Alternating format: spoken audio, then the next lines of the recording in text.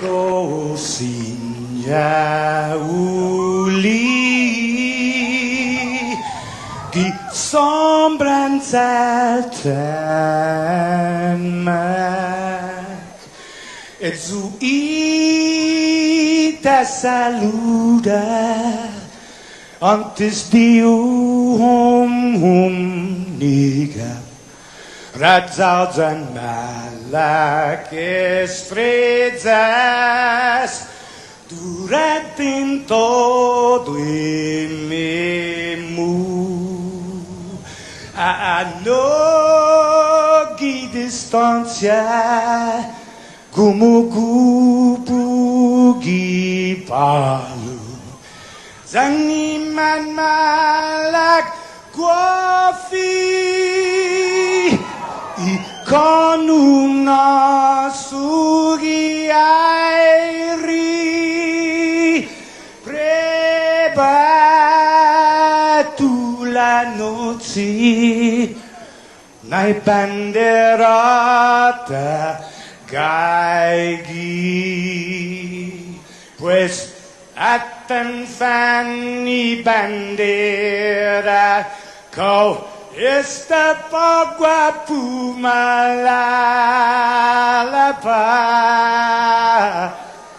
Giluk tanu man libri Tentami ti man ko badi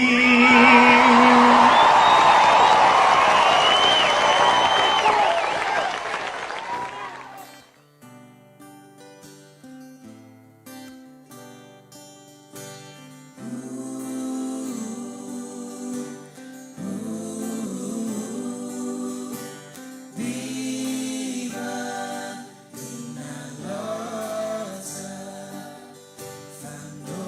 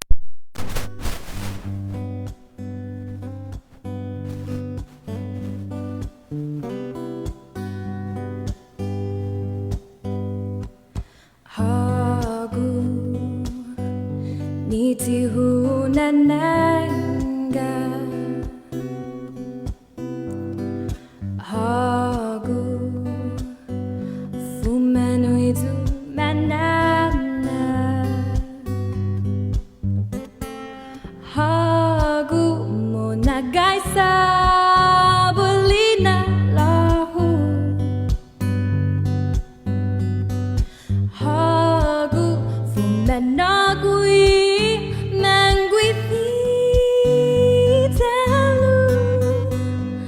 hunganagu munaitu consuelo kita hagu nahusuda ianimu daundingmu kuahu sakwahu hongi hao dahita natos tiatrasa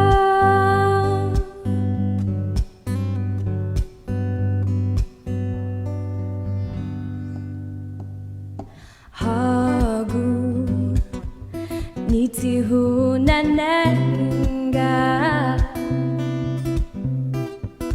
hagu fumanuidu manana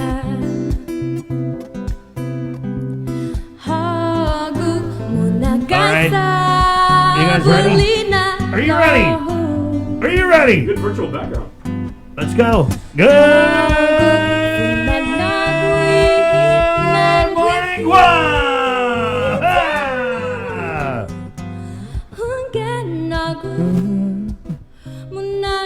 Good morning. Tough day.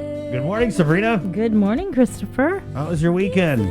It was good. Yeah. Tell me a couple things about it. Let's see. I spent some time with my daughter. She came up. She made dinner. It took forever, but it Wow. was really good. Wow, what did your daughter make for dinner? She made some shrimp curry thingy. I don't Wow. know.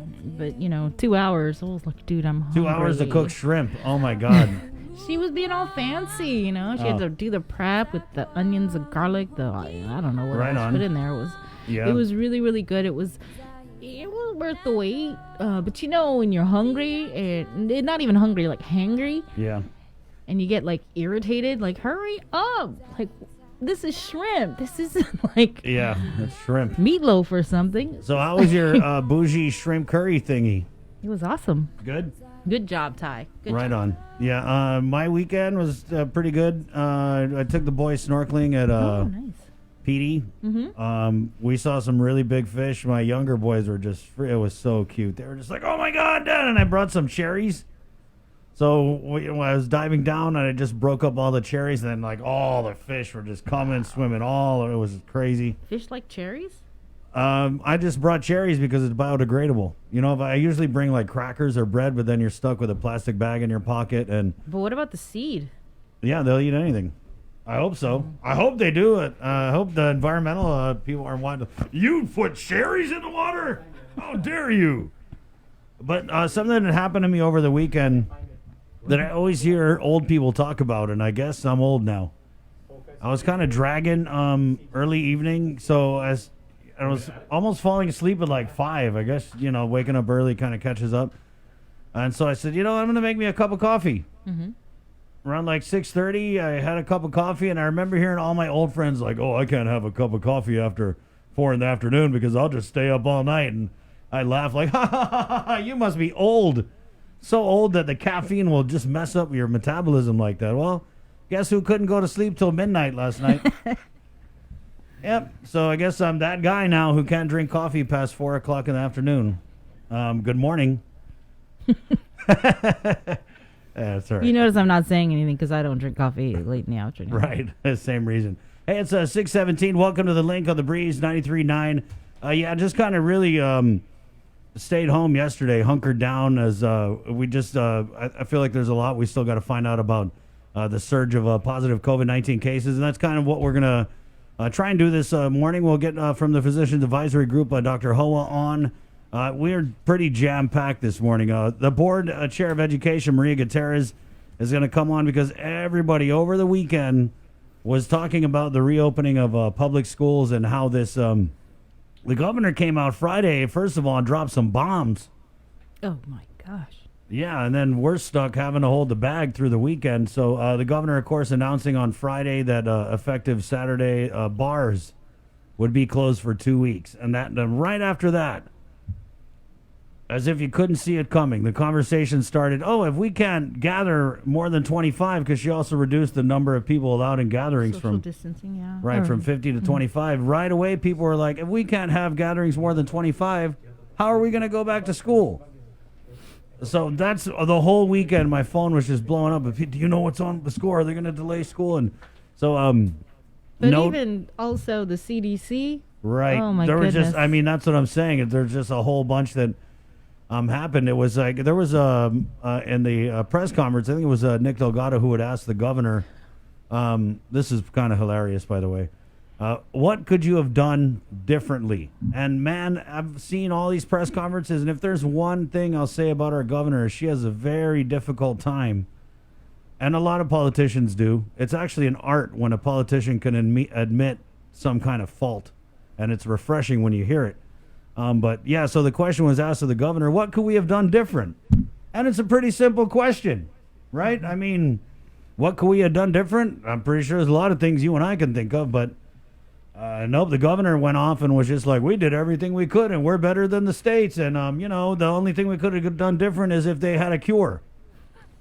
And I was like, really? You couldn't have done one thing differently? One thing? You couldn't say one thing you could have done differently? And so not even, God, Bray, I want to say 15, 20 minutes after that press conference, we get that link in our news chat that the Centers for Disease Control has declared Guam high risk, a COVID high risk area, and advising non-essential international travelers to avoid our island. And I just couldn't, the irony of our governor going off for, 5-10 minutes about how great she did. And then boom, right after that, the CDC coming out and saying, Guam, guess what? Not so great. Not so great, guys. And there was a letter that they had written. So there's obviously a lot to talk about it. I tried to get the Gov on this morning to kind of talk about the CDC declaration, but I know that she's She got has a meeting or something like a that. bunch of meetings. So she came on last Monday, and so on the flip side, we're going to get some bar owners in to talk about the closure of bars for 2 weeks, which is to me an interesting one. As someone who doesn't go to bars, don't take this the wrong way, but I almost don't care because I haven't been going to bars. And what I did get over the weekend was a lot of people in the medical field sending me pictures about what they say were violations that were happening at these bars. Because if you guys recall, when we gather out, the rule is we're supposed to stay the same household, right? So if Sabrina and I are in a different household, I don't know what she's doing up there, so I'm going to wear my mask. Obviously, we can't be 6 feet apart, so we're going to do as much as we can to protect ourselves. But what I was getting over the weekend was just a bunch of pictures that people were screenshotting from different bars where you had, and Guam is small. We had this dude from Jigo taking a picture with this girl from Chalampago with no mask. You had this bar owner from Ipan taking a picture with this bar owner from Malolo, with this bar owner from all like cuddling up. And so that was what the info that I got out of some of the medical people was that in observing the bars, they were saying that, they just weren't in compliance.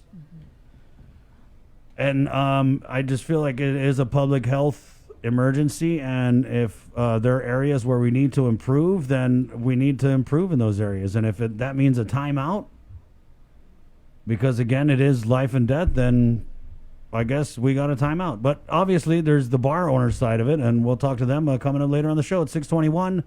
Yeah, so again, Bree, there's definitely a lot to talk about. 6:22. Also coming up on the show, we'll get the labor director, Dave De La Sola. We'll get an update on the fraudulent labor claims and how it's affecting your PUA payments. We'll check in with Landon from the National Weather Service, the Mayor's Council President, Melissa Zavars, coming on. Then we'll also get from the University of Guam, the Political Science Student Association. They're having a congressional forum. I don't know if it's really a debate. And Senator Clint Rigel to come on and talk about the cannabis rules and regs. And then we have a couple link on location features for you guys this morning.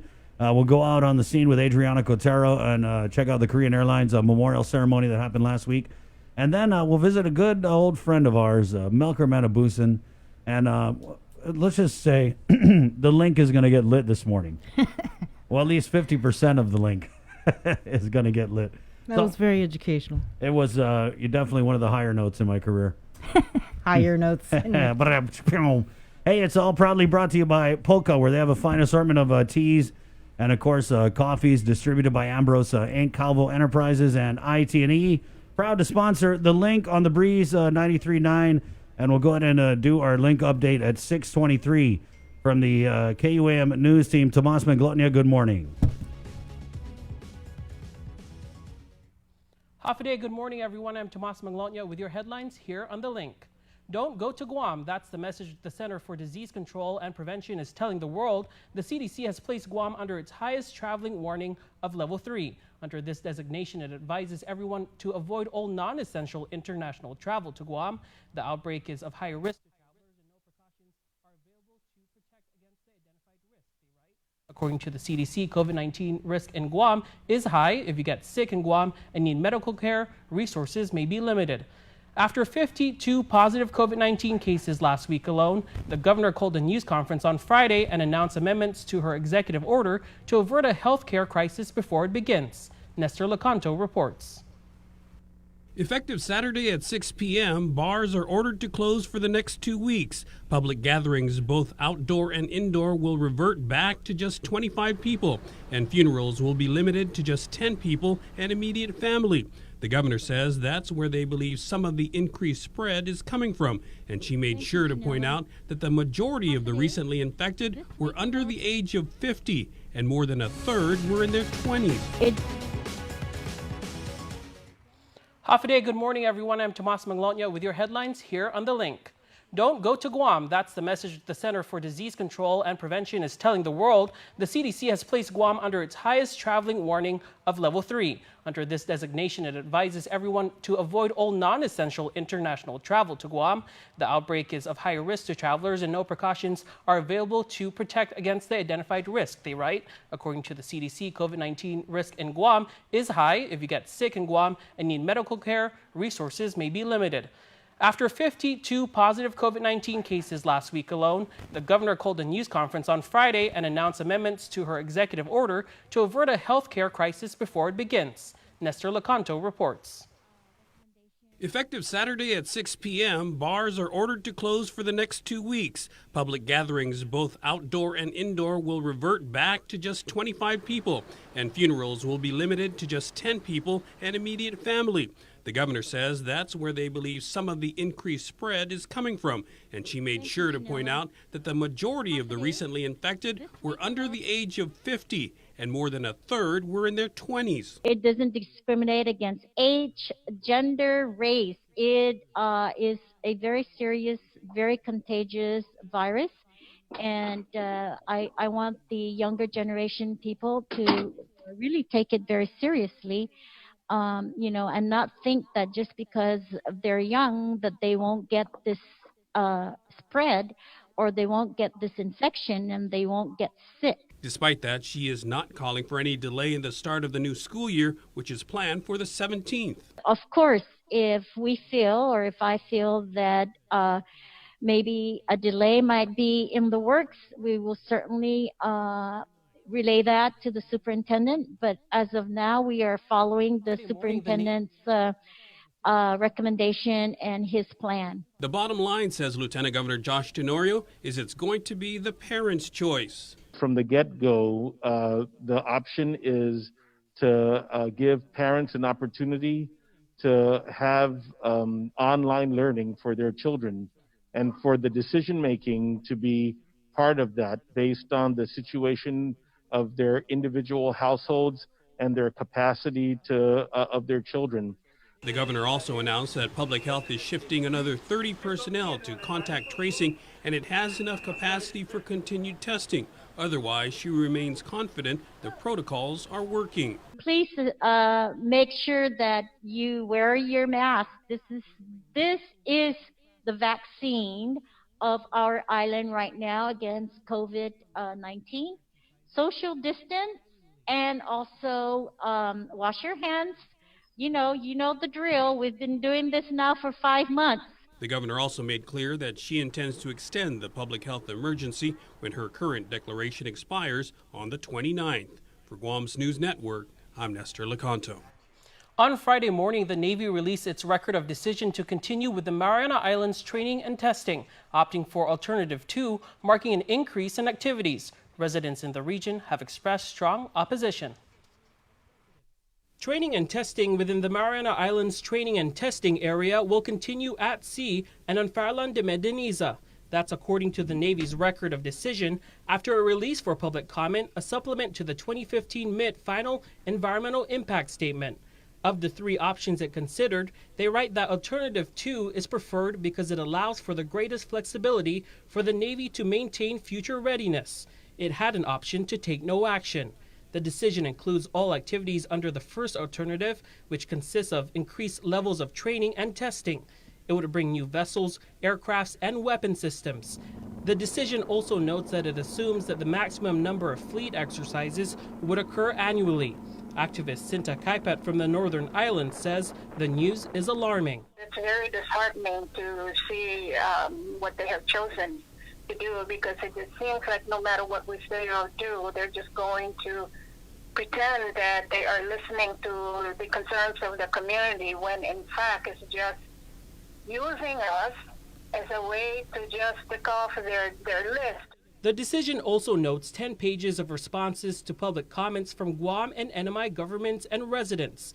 A number of those listed raise concerns for marine mammals, habitats, and lack of data. We're constantly being forced to put up with all these destructions. I mean, we still have a lot of live ordnance from World War II that they have not cleaned up thoroughly.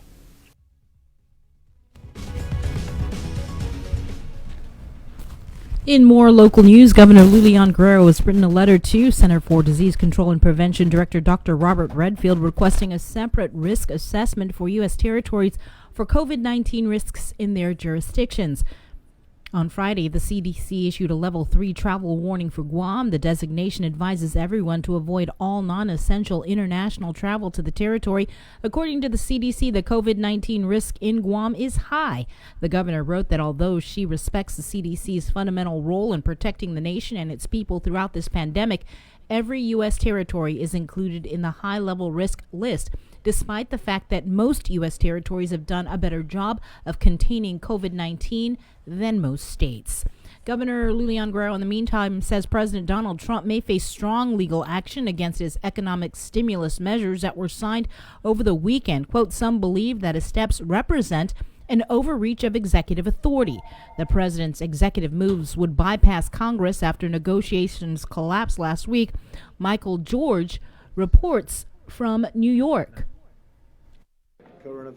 President Trump signed the executive actions at his New Jersey golf club after talks hit a wall on Capitol Hill. We've had it, and we're going to save American jobs and provide relief to the American workers. The president's move Saturday aims to defer evictions, freeze payroll taxes for workers making about $100,000 or less, and extend 0% interest on student loans. On the most contentious issue, the president gives unemployed workers an extra $400 in weekly benefits, with states footing a quarter of the bill. Democrats want to extend the $600 weekly supplement that recently expired. House Speaker Nancy Pelosi and Senate Minority Leader Chuck Schumer released a statement tearing into the measures, saying in part, instead of passing a bill, now President Trump is cutting families' unemployment benefits and pushing states further into budget crises, forcing them to make devastating cuts to life or death services. Whether President Trump has the legal standing to act on his own remains unclear. If we get sued, it's somebody that doesn't want people to get money.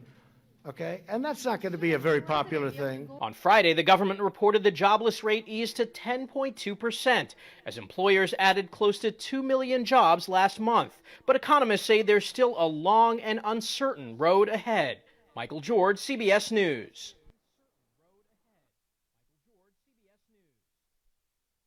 Reaction to the executive orders, Governor Lulian Guerrero says in general the president's payroll tax cuts seem targeted against Medicare and Social Security, placing more cash in the hands of working people, which she supports. She adds, we will also be working to gain further clarity on the president's new initiative to pay the unemployed $400 a week on a cost share basis, its applicability to the territories, and the potential cost to Guam. Senators, they head into session this morning at 10 o'clock where they are expected to discuss the fiscal year 2021 GovGuam budget.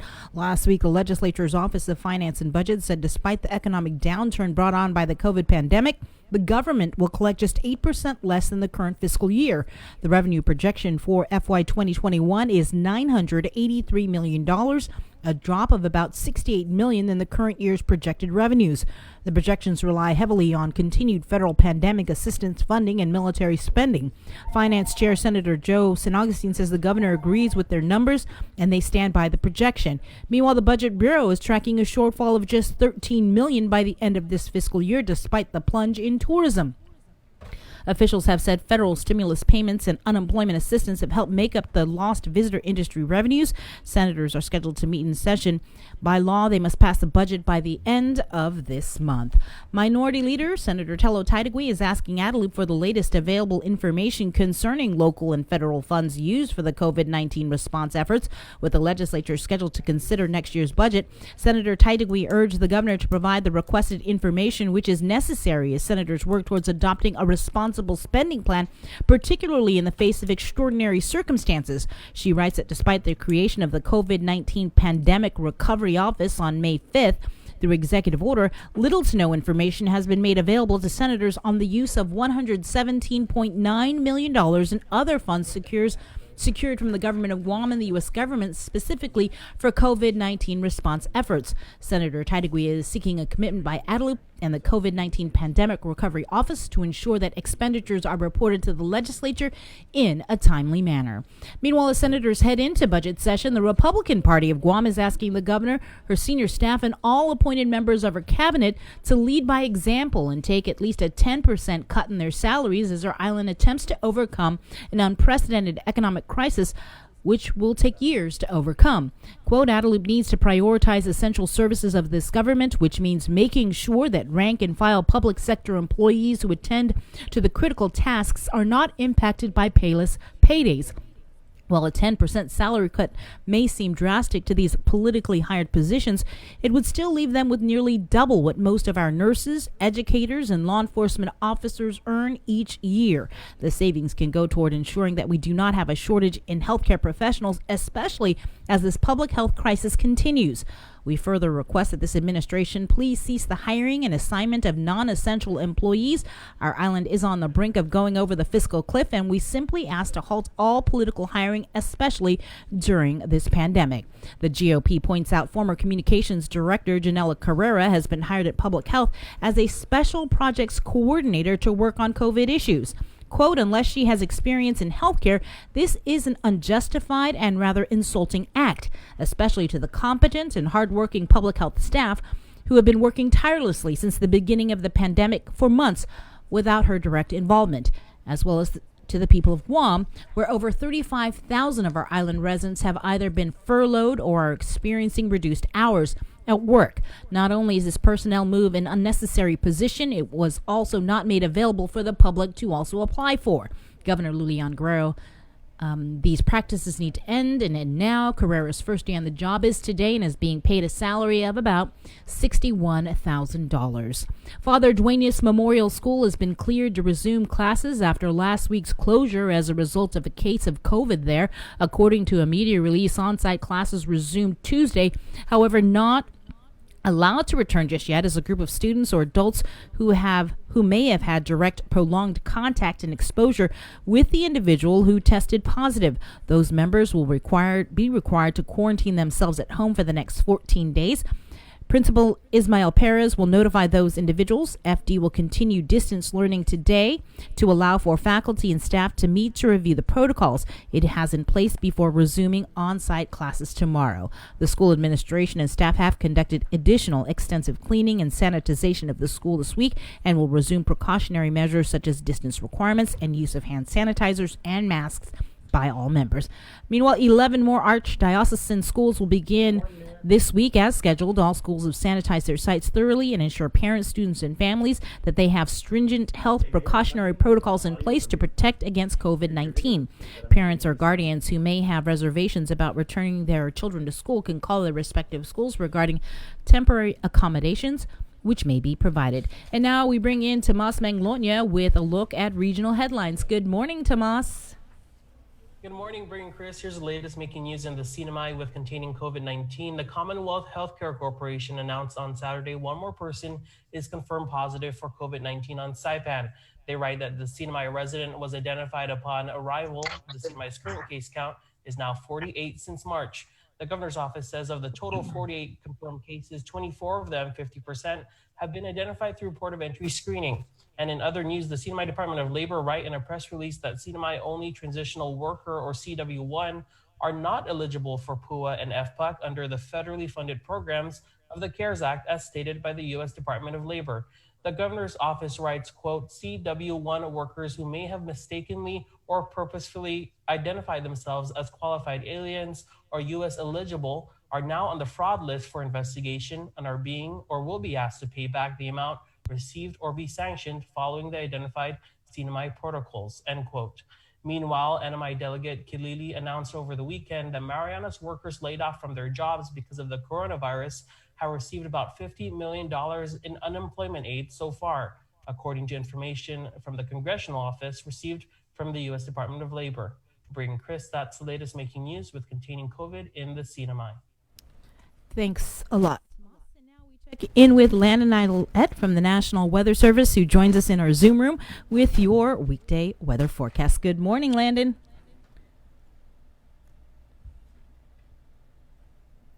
Do we have audio? You may want to unmute your audio. Are you there? There we go. Do you hear me now? Yes, Yeah, loud and clear. Nice. Okay. All right. Good morning. Good to see you. Hey, this is good to see you all too. Nice to join you here. Right, and so we want to do this every Monday. We bring on Landon from the National Weather Service and kind of get an idea of what we're looking at weather-wise for the week. Landon, so what are we looking at weather-wise? Well, weather-wise, it does not look like a bad week. I'm going to turn you around here if it can turn. There we go. This is what we're looking at right now. So we had a weak tropical disturbance approaching us last night, and that did fizzle out. So the forecast was calling for more showers today, but as we can see on the infrared imagery, it really fizzled out overnight. So we're going to probably see a forecast update later this morning for fewer showers today. Now, the exciting thing that some of our weather fans would wake up to, just to our north, we have this thing up here.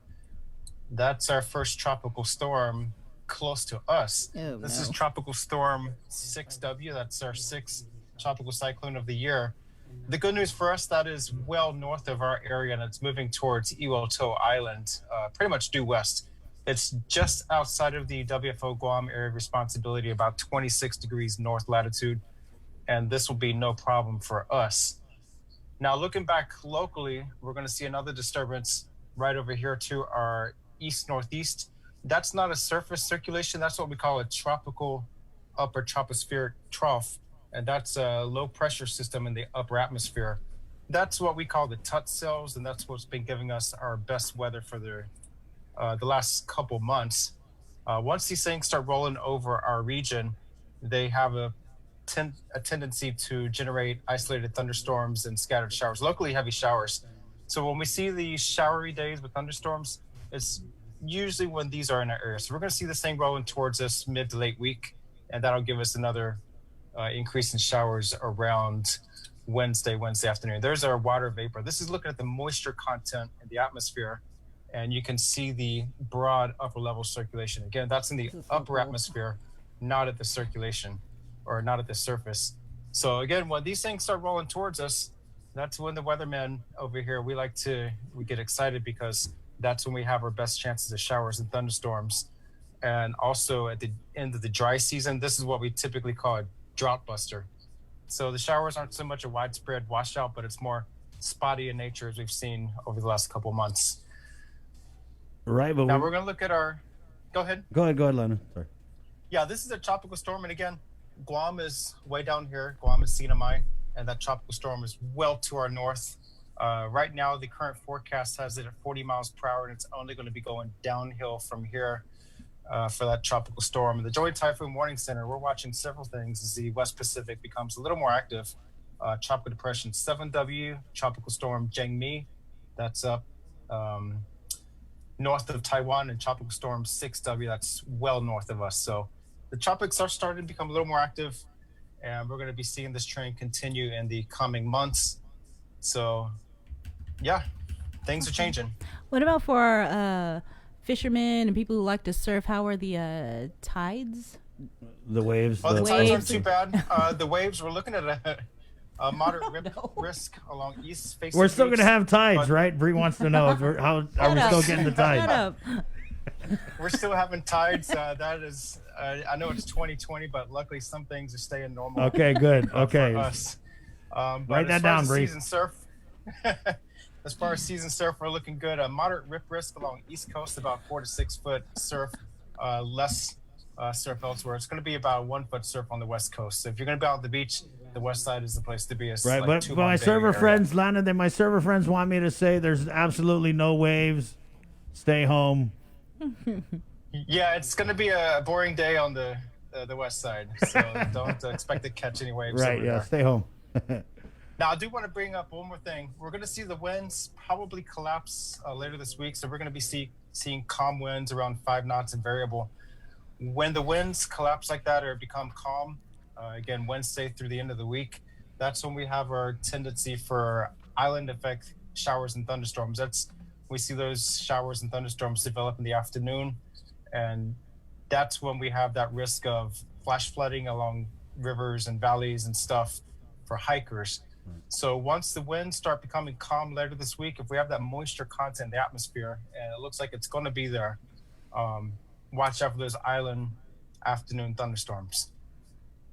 All right, All right. Landon, Thanks, thank you. I was gonna say sea and surf. I don't know why I said tide. So, excuse Well, it me. looks like we got our top story for tonight. All right, Landon, thank Thanks, you. Landon. Appreciate it. All the visuals, man. That was Have a cool. great day. Okay. Thank you. We'll see you Monday. There you go. Landon from the National Weather Service. A regular feature here on The Link on the Breeze. 93.9. It was a little rough the last couple weeks because he actually went on leave right when we started the show. Yeah. So thanks, Landon, and welcome back to work. We'll take a short break and head back to the Zoom room where the Mayor's Council of Guam President, Dedido Mayor Melissa Tavares is standing by. Good morning, Guam.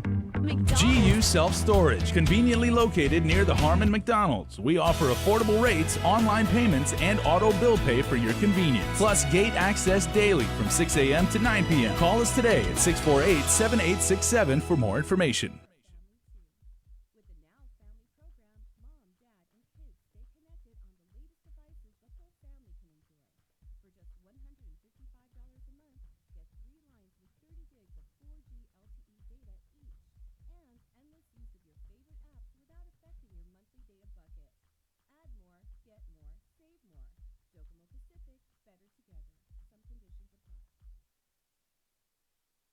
Banners, posters, stickers, partial or full fleet vehicle wraps, metal signs, window and door wraps, road and construction signs, sublimation, promotional items, and so much more. Victoria Printing. For 30 years, we've been your one-stop printing for all your needs.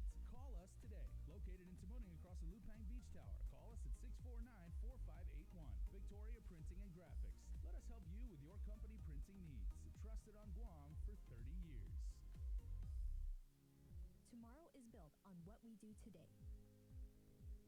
And today, we can respond to the 2020 census of Guam. Our responses will influence the federal support. We got your 6. At 6 a.m. with The Link on Breeze 93.9 FM. Bree and I connect you with all the latest news and information What are the you need to know to start your day. Then check back with Guam's news leader at 6 p.m. for the day's top headlines with KUAM News Primetime. From 6 a.m. to 6 p.m. and everything else in between with KUAM Digital, we got your 6.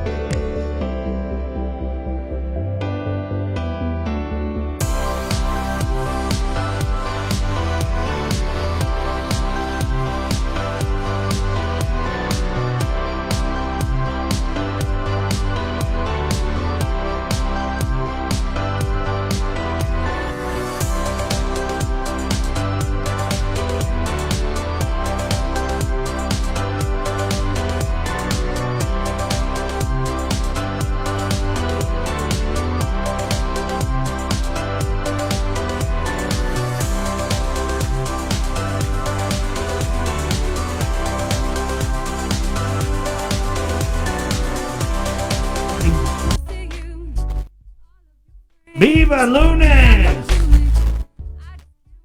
649. It's all proudly brought to you by Polka, Cowbell Enterprises, and IT&E.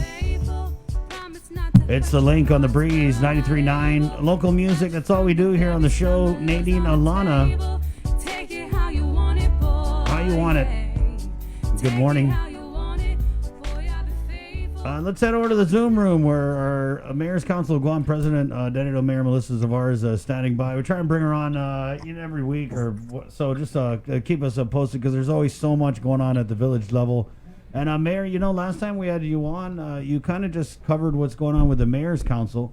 But, being in charge of the island's most populous village, what's going on in your neck of the jungle? We had a little bit of junk car removal this past week. Now we're turning in our invoices, hoping to get a little bit more money back, charged into our purchase order. We'll be removing tires this week, as well as some appliances. So, I think that's an island-wide event as well, because all of us did get vehicle removal, all of these recycling money in. So that's I know that all the villages, but that's particularly what we did. We're not done. We didn't even get a third through our village, but we're hoping to get a little bit more money flowing in so that we can remove more vehicles. But this week we're focusing on white goods and tires. So if residents are looking in the back, maybe they got a bunch of that kind of stuff in the back. What's the process for them to get a hold of your office? Give our offices a call, not just our office, but any office if you're in that particular village, and let the mayor's office know what you have and where it's, and then they'll tell you when to bring it up front. I wanted to follow up on the grab and go. I know that July 31st was the end of that particular program, and I think they're trying to figure out ways to maybe try to continue it. I'm not sure how they're going to do that, but I'm wondering if the emergency food distribution, is that still ongoing? It's on hold temporarily, Bree, because what happened is we did meet with GDOE last week at our meeting, and what we're trying to do is bring it to the village level. We saw a breakdown of how many commodity bags or meals were given to the different residents throughout the village, throughout the island. And of course, Dedido having the highest number with over 5,700 commodity bags given. So with that, we're looking at having the village mayors receive the commodities and then issue it at the village level. We're hoping that once we get those, we can schedule, distribution in our villages. Would each mayor or be responsible for the distribution? That's correct. Each mayor and their team, and then GDOE assured us that they will have one representative at each site during that distribution, and that way they can help us with the logging in and stuff. So as the staff that we have is who we use to not just distribute meals, but for us that have senior citizen centers, we're also delivering meals or giving meals to our seniors that are registered at our centers, and we've been doing that since the beginning. So I have 2 senior centers, so we split our staff between our office operations, our operations outside, and then going out to the 2 centers to distribute the meals to the seniors that are registered at our centers. Mm-hmm. So to do a meal distribution, we have to pick a time and make sure that all hands are on deck to do that, because that is a big operation, because we do have people that are in need of these food commodities. 5,000 is a lot, and you're just talking about Dedido alone. Yeah. Do you know the overall number of commodities that are being distributed in other villages? In total? I know we had I don't have the total with me, but we were given the commodity list, and I believe the total came out to a little over 12, maybe to over 11,000 commodities that were distributed throughout the period. So, you know, I think it was Maina that had one resident from Maina, but you know, Asin and Maina are combined. So if you combine Asin and Maina, you'll have about 40 commodity bags that were distributed for that particular mayor's office. Jigo was, of course, the second highest, and then followed by Manilao, and then Tumuning and Barragata. Mayor, while we kind of go back to the drawing board with these commodities, are any of your residents reaching out to you and maybe expressing a need that they might have? What happened is, you know, for most part, a lot of them were able, if they, you know, lost their jobs and they did lose income. What happened is a lot of them were able to apply for food stamps, and then, you know, of course, some of them were approved. So the commodities helps a little bit, but what happens is the commodities helps a little bit, but then it supplements what they're receiving in food stamps. We have several organizations, the churches, as well as CSS, Catholic Social Services, as well as Salvation Army, do have commodity distributions, but that's by appointment, and they do need to get a verification of residence when they go in for their appointments. Have you been hearing any concerns from your constituents regarding how PUA is going to be ending in December, and how we're seeing these surge of cases? You know, everybody is applying, those that have lost income. As a matter of fact, because they're working with Higher Guam through the Department of Labor, Sabrina, what happens is there's some placements in some areas for those that were displaced.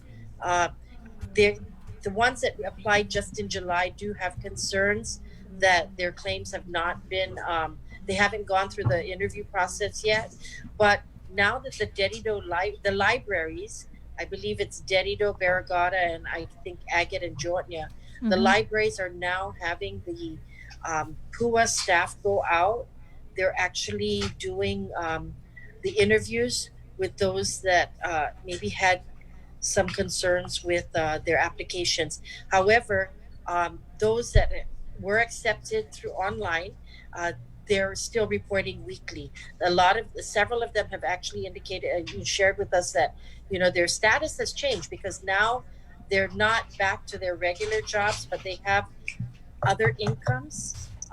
They were placed in other areas, not necessarily private, but some placed in government as LTA, limited term assignments. I know some went to, I believe, Department of Public Health. I know that I have 6 workers that were displaced from the pandemic, really, you know, the pandemic unemployment. Mayor, are you still on the Guam Education Board? Yes, I am. What's the status of, is there any discussions because of the surge of cases about remote learning and switching over to just all remote? Not at this time. You know, there's been orientation in the different schools. Some parents, most parents, have already filled out, you know, their choices. I've heard from several families that, you know, they do have devices, but not for 3 kids. So their choice is still to go back to the school and learn, you know, have their children learn all at one time, face to face. And it's only because they only have 2 devices and they have 3 children going to school. And so that was some of the concerns. But those families, you know, they're taking advantage of these testing sites, the sites that they have for the COVID testing sites. So they're going out and making sure that, you know, they're tested negative before they actually go back to before they send their children to school. And a lot of teachers as well, I'm hearing that a lot of teachers have also taken advantage of the testing sites.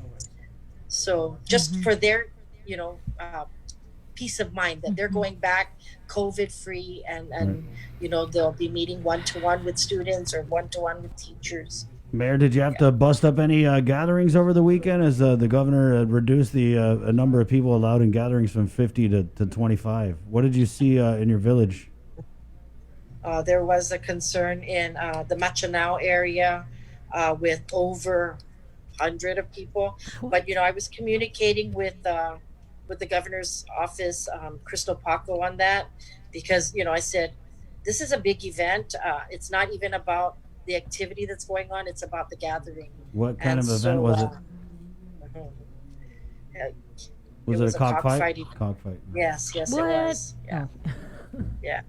And I said it's not even about the federal law. It's about the gathering. Right. And so, I asked, would they send a police officer or, who are they going to send over there to break this up? That was our concern over the weekend, before the weekend came up, is that, this activity is still going on. And I recommended they send public health over there because this is a public health concern. It is. And what happened, Mayor? I left it up to the team to decide who they were going to send. I said send the fire department and have them hose everybody out. But I look at the responses of our Dedido precinct officers. We have a few of them that they're at work, but they're responding to emergency activities, concerns in the northern region, not just in Dedido, because the Dedido Precinct Command still takes care of Dedido, Jigo, part of Manila, and part of Barragata. Yeah, but Mayor, if they're going to close the bars for 2 weeks and if they're going to say that, we can't gather more than 50, gatherings down to 25, there has to be some enforcement. So I don't know what happened after you made the call. I think illegal cockfighting isn't a priority, right? It's the lowest priority. I get that. Happened? Right, and I understand the enforcing the cockfighting, the federal cockfighting ban is the lowest priority. Like you said, it's not about what is happening, but I think the highest priority is freaking trying to keep us from getting COVID. Exactly. That's right. Yeah. So you're saying that basically nothing was done? Well, I know that I had discussions with Crystal Paco San Agustin over at the governor's office, and my recommendation to her was to send public health, not the police chief. I said this is a public health concern. It's a public health emergency. You need to send somebody from environmental health and say, listen, there is an executive order. There was over 100 cars there. Where is this? Was it a house or is it the a dome? It's the dome. Oh, the It's over in, dome. yeah. And so Mayor, were they social distancing? Because I can't imagine that. No, there's no social distancing in that place. Right. Not with that many cars there. How do you? Oh, no, I was gonna say how do you know it was cockfighting, but it doesn't matter because it was more than 100 people there. I think she knows. Yeah. Well, that's interesting, Mayor. Yeah. Did public health show up? You know what, Bree? I'm not quite sure, but this was brought to our attention even before the weekend, and so. So you did your part. We get it. Yeah, Mayor did her part. She called who she had to call, and she didn't want to get involved because it's like I said, it's not about the cockfighting. It's not about the federal law. It's about the public health emergency. Right. It's about life and death. And what's going to happen is these guys are just going to ruin it for everybody else. Yeah. Okay. Mayor, in closing, anything you want people to know, whether it's from the Mayor's Council or the village of Dedido? Well, wear your mask. Wear your mask. Keep your social distancing. This is very, very important. I mean, we see this is a spike. We talked about, the downhill of clearing this, which we had for several months ago. And then all of a sudden, here's the spike again that we're seeing, So, of course, it's about us, everybody doing their part to be safe. Except if it's cockfighting and there's a big gathering. Okay, Mayor. Thanks, Mayor. All right. We'll follow up with that. Okay. Stay safe. Thank you. Okay. Thank you too. Bye. I mean, I get it.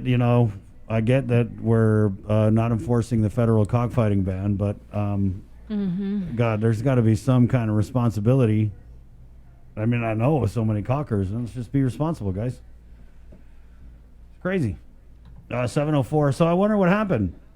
Do you think Crystal went down there and was like, hey, guys, break it up, break it up. The governor said, everybody clear out, clear 6 feet, 6 feet.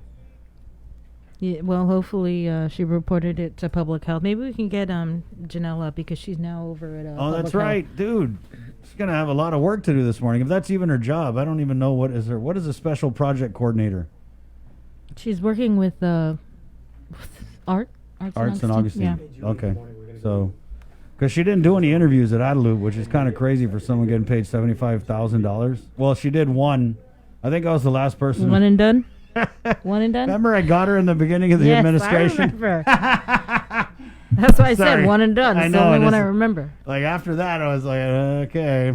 I asked, not for, I didn't, it's not like I didn't ask. What was it? It wasn't a raise. It was a pay correction. Okay, that's yeah. right. And so from there, I was like, this lady does not have what it takes to do communications at that level, which, I mean, that's my opinion, but hey, it sure made it entertaining, didn't it? Didn't it? But I mean, really though, just all these people out of work, so many people out of work, and we're seeing it with the census where they're just rehiring government employees. We saw it with this Janela Carrera thing. I mean, they basically moved her from Adelup to public health. I mean, did you guys know they were hiring? And I find it so ironic because, dude, that day, I want to say it was that day or the day before, we had public health on here, and they were basically saying that Yeah. there was a shortage of nurses. There's a shortage of nurses, partly because the GDOE nurses are Right. going back to do the GDOE thing. So that's why they couldn't do. They So we- stopped the community testing. We can't even do community testing because the Department of Public Health and Social Services does not have enough nurses to swab your nose, Nen. So, of course, we hired nurses, right, to because that's important as we're in a pandemic and we got to do the community testing and no one knows when the next community testing is. And so, and, with the second surge that we're living in, I know that we got the nurses and we're going to do the community testing. Well, I'm listening. We didn't get the nurses. No, we didn't. Instead, we got a political hire who, for whatever reason, couldn't do her job at Adelup, and so now we've made a whole new slot here at Public Health.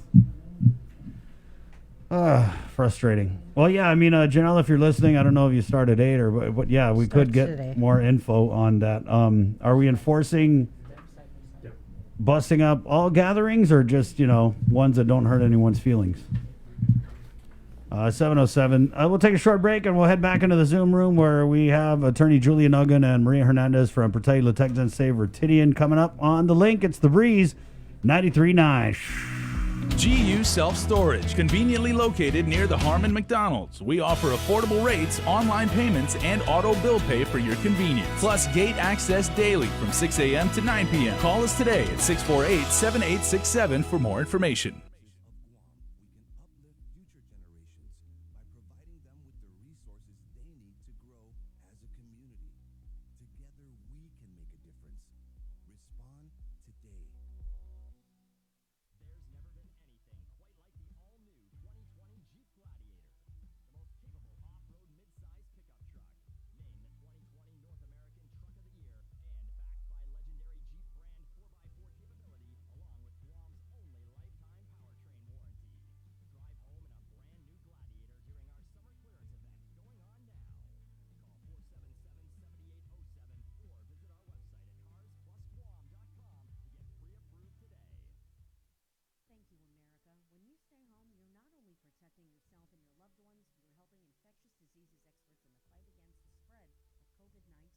We got your 6. At 6 a.m. with The Link on Breeze 93.9 FM. Bree and I connect you with all the latest news and information What are the you need to know to start your day. Then check back with Guam's news leader at 6 p.m. for the day's top headlines with KUAM News Primetime. From 6 a.m. to 6 p.m. and everything else in between with KUAM Digital, we got your 6.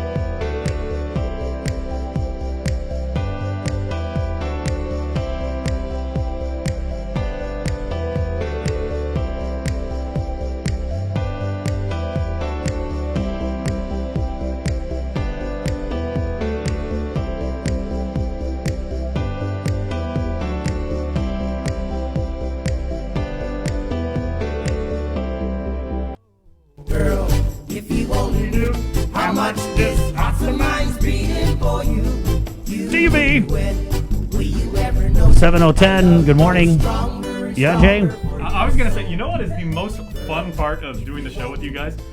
Is the stuff that people don't see. Unfortunately, we should just keep the cameras running during commercial break, because my friends, everybody watching out there on Facebook, everybody watching on TV, everybody listening onto the radio, Chris is kind of a germaphobe. I'm not gonna lie. As long as I've known this very fine gentleman, Really?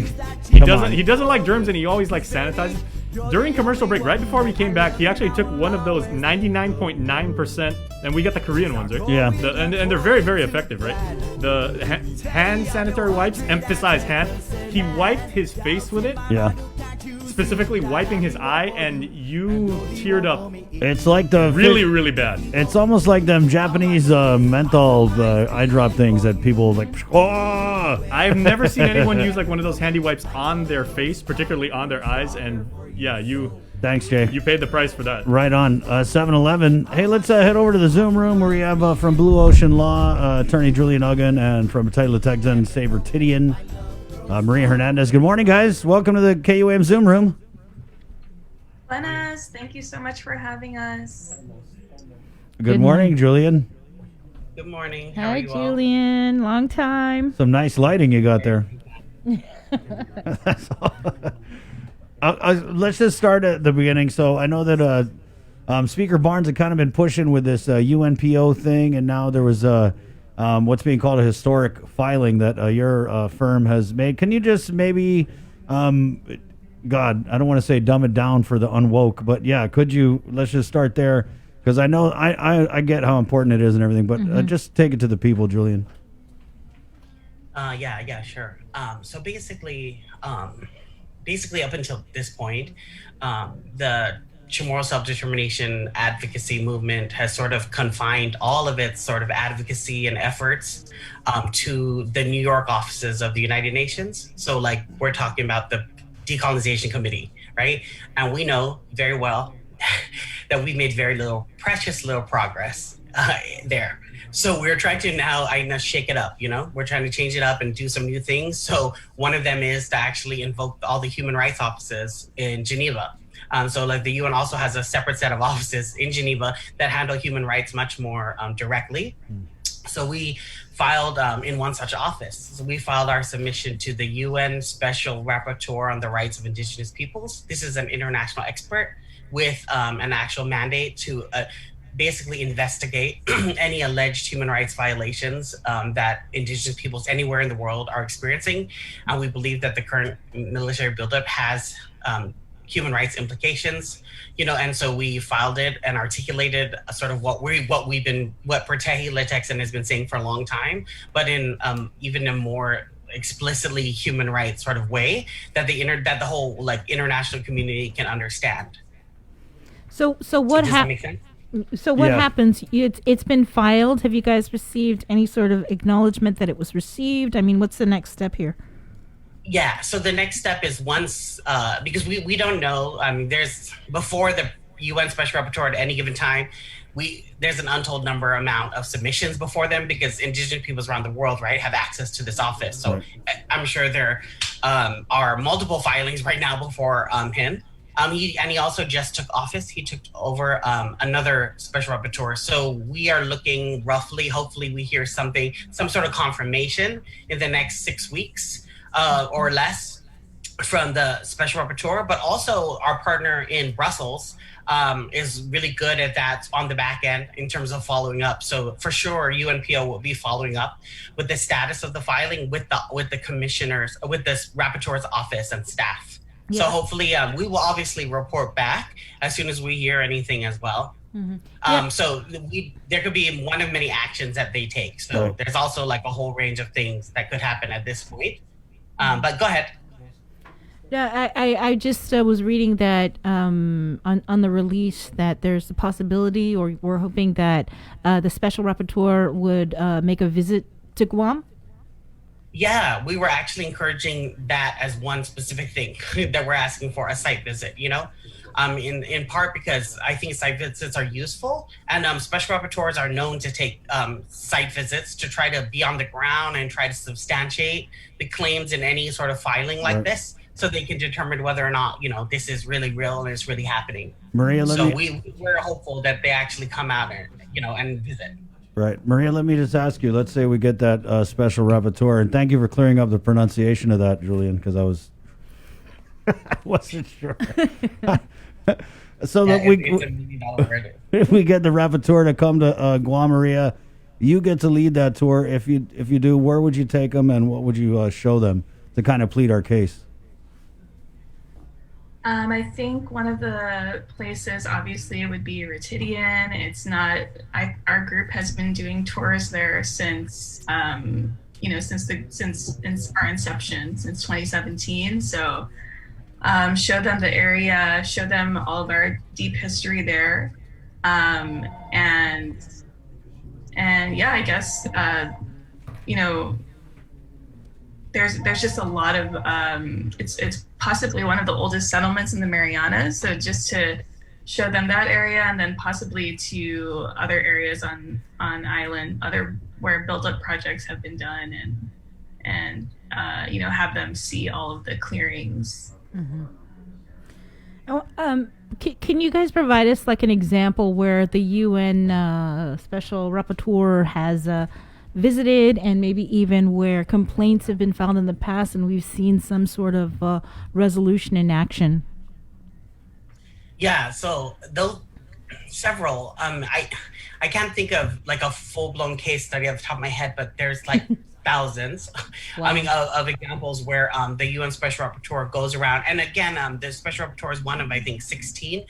So like there's a Special Rapporteur on the situation in Palestine, a Special Rapporteur on human rights and the environment. So there's the UN Special Rapporteur on the Rights of Indigenous Peoples basically goes around and investigates human rights violations from any state, right? So the U.S., the Special Rapporteur has been spent time in the U.S. investigating human rights violations among like the American Indian people, several different tribes.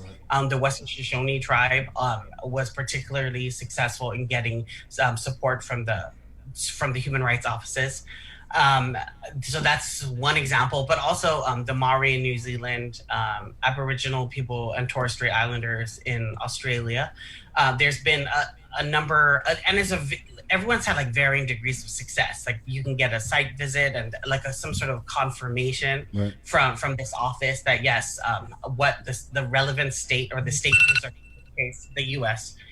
The state concerned has violated, indigenous rights in one or two or three or more ways, So we're hoping that we're one of those sort of test cases where the new Special Rapporteur, and he's brand new. He just assumed office, so he probably has a lot of requests going, but we're really trying to like push it on the back end to try to make sure that this, a lot of pressure is applied, and so that this new Special Rapporteur can make Guam a priority. And I think it's really possible. I think the scale of the military buildup, it's just quite enormous. My God, did you see the MIT? Just the MIT. Yeah. And I think too that the most recent finding was a burial without the head. And if you go back and study, this is like a very important ancestor of ours. And I think it's key. It's coming at definitely a pivotal point where our own state historic preservation officer has finally chimed in and said, "Whoa, there," and called for stipulation 13. Julian, I want to ask, when you discovered that we hadn't hit up this office before, was it a eureka moment for you? Because you're right, in New York, UN, how many times have we sent people there? It's almost become a ritual for a lot of people every year, and maybe not seeing the results on that end. So when you kind of look around at the landscape and see these doors that maybe we haven't knocked on for whatever reason, and you saw this one, what went through your mind?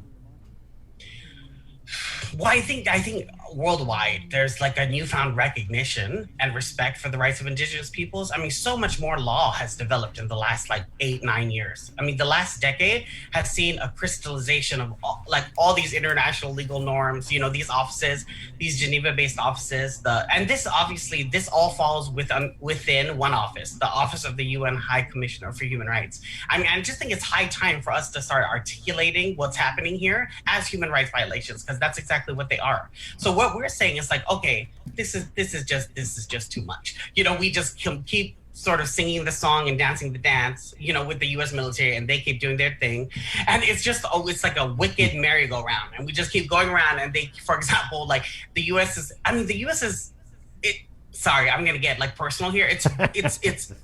It's wildly frustrating for the U.S. military to come out with the document admit and say that, now we have like 81,000 permissible takings. We're going to just basically wreak havoc on 26 different species of marine mammals.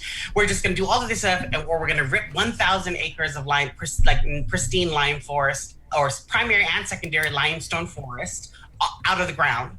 We're going to like disturb bears, all of this stuff, just wreak environmental havoc. And then in the same breath say, we're going to be good environmental stewards. You don't get to be good at evil. I'm sorry. Like this is a problem. Like you can't keep, it's just make believe. It's just make believe. Like this whole this language. I mean, and honestly, the language is problematic, and we're not interrogating the shit out of it, and we have to be. Sorry, we have to start sitting on there like, I'm sorry, you can't do both. I mean, these are mutually irreconcilable things. You can't be an environmental steward and, destroy raise the everything. environment. Yeah. Maria, I want and destroy all of these creatures. You don't get to do them both. Right. So part of our frustration is like whether or not the U.S. has complied with its own domestic laws, meaning like NEPA, right? Its own federal statutes about the environment. It's a different question. We're saying maybe that's the wrong question. We should start asking if the U.S. is actually adhering to its international obligations. Right. Yeah. I've always. So go ahead, Chris. I've always felt like there are a lot of legal remedies that we haven't yet taken with the buildup. And looking at those kind of things. Right. Yeah. Maria, trying to try something new. Right. It's just one example. There's other bodies we can go to, like the Committee on the Elimination of Racial Discrimination. Right.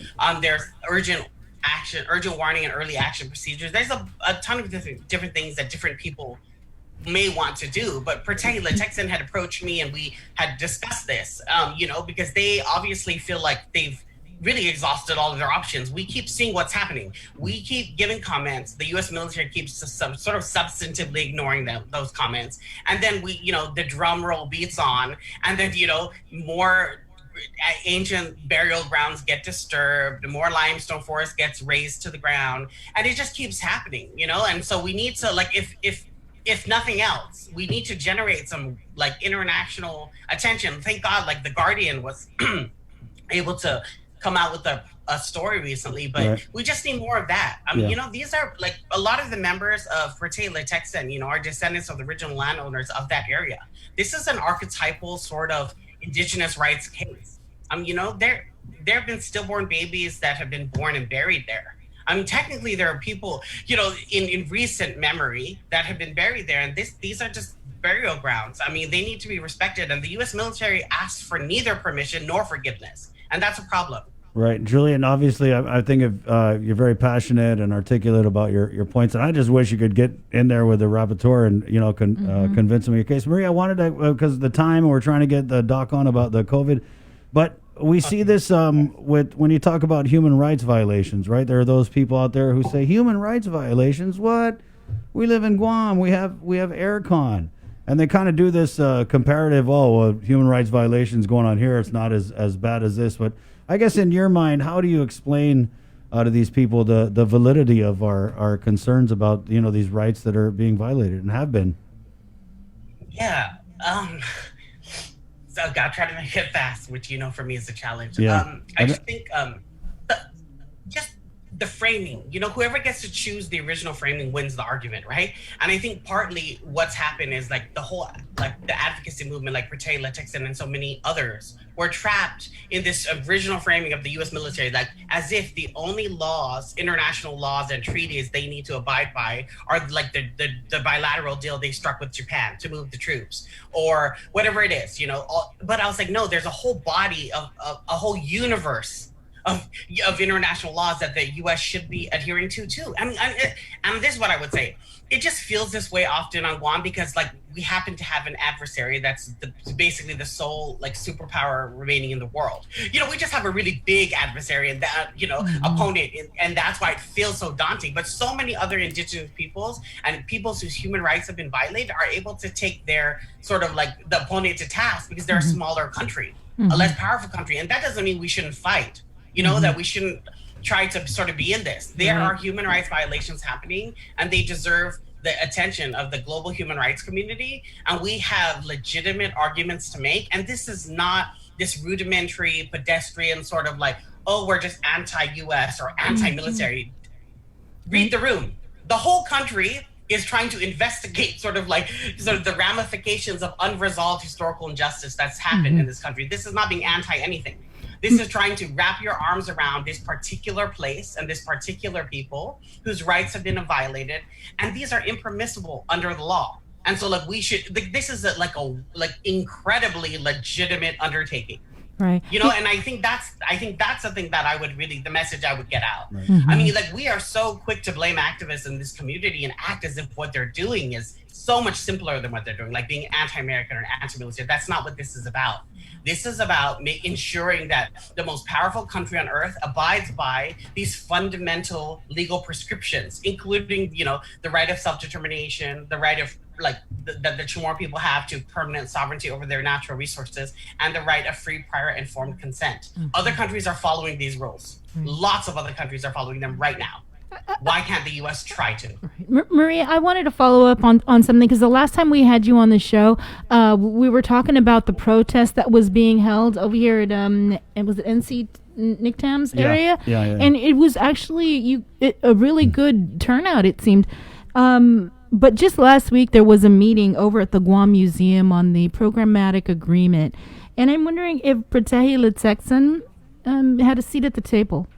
And maybe your thoughts about, because Senator Teresa Lahi and I think Senator Kelly Marsh Taitano were kind of upset with the fact that, it seemed like it was by invitation only. And some didn't even know about this meeting. Right. Well, I wanted to, just to add to the last question with Julian, a lot of people might not be able to readily see the human rights violations because, a lot of the construction, a lot of the clearing that has been happening has been behind a fence. And so it's not something that people can readily see. I mean, if you drive in northern Guam, yes, on that side, you can see some clearings, but we can't see Northwest Field,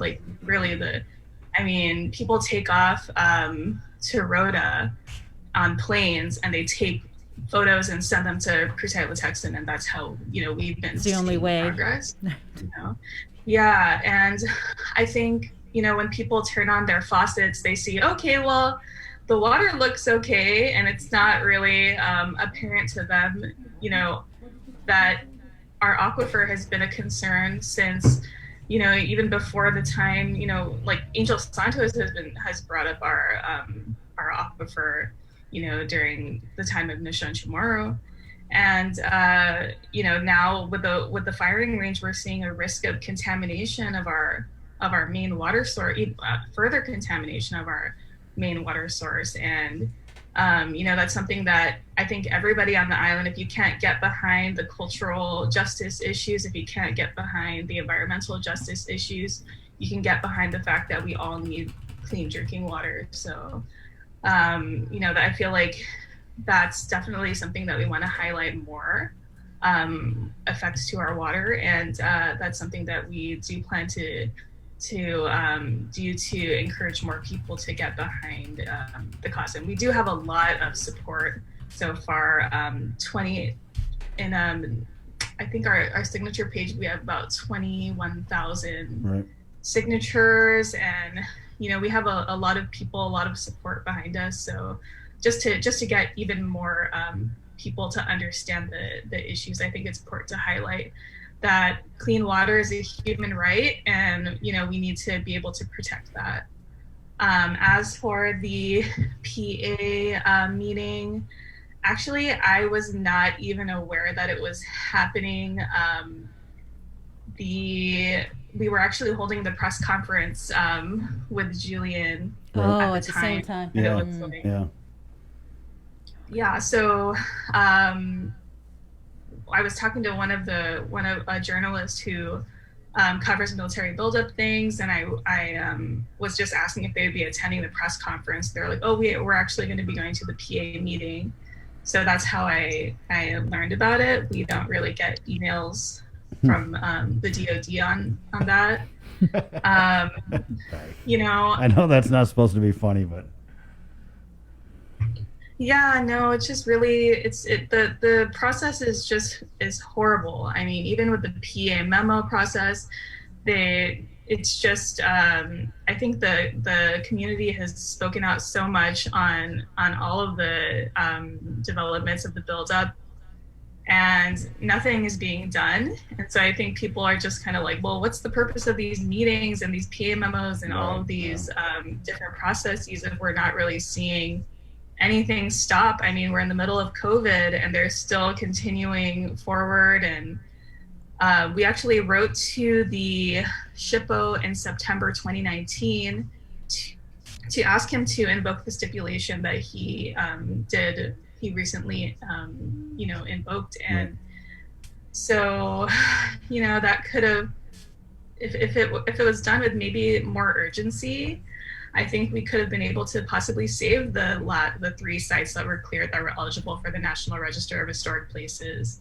I feel like we need to, there needs to be a lot more urgency on our side to be able to protect these resources that are so valuable to our people. Right, guys, we're really up against the clock here, but I just wanted to close by, finally having the SHPO on the same page. I mean, whether or not it's a year later, you guys doing what you're doing, I can see that, people are coming together. I think it's a crucial time. I just, I think we need to see more from the administration, and keep us in the loop, guys. Right. I think, and we were talking about this over the weekend, that we would like to actually hear more from you guys on a more frequent, routine, like a weekly basis, check-in, just to piss off some of our right-wing friends, like a wacko activist No, liberal I check-in wouldn't say that. type. I would just say to spread more awareness. Yeah, I know.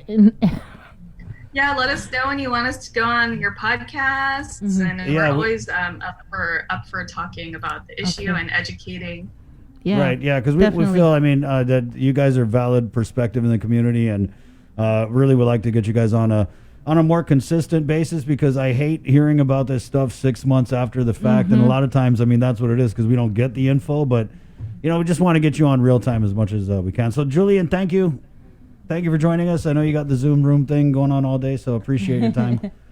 Maria, thank you. Bye, guys. I know you're juggling kids, so appreciate your time as well. See you maasi. Take care. Okay, that's 7:33. We'll take a short break and come back with Dr. Hoa Nguyen of the Physicians Advisory Group next on The Link. It is The Breeze 93.9. Good morning. GU Self-Storage, conveniently located near the Harmon McDonald's. We offer affordable rates, online payments, and auto bill pay for your convenience. Plus gate access daily from 6 a.m. to 9 p.m. Call us today at 648-7867 for more information. We got your 6 at 6 a.m. with The Link on Breeze 93.9 FM. Bree and I connect you with all the latest news and information you need to know to start your day. Then check back with Guam's news leader at 6 p.m. for the day's top headlines with KUAM News Primetime. From 6 a.m. to 6 p.m. and everything else in between with KUAM Digital, we got your 6.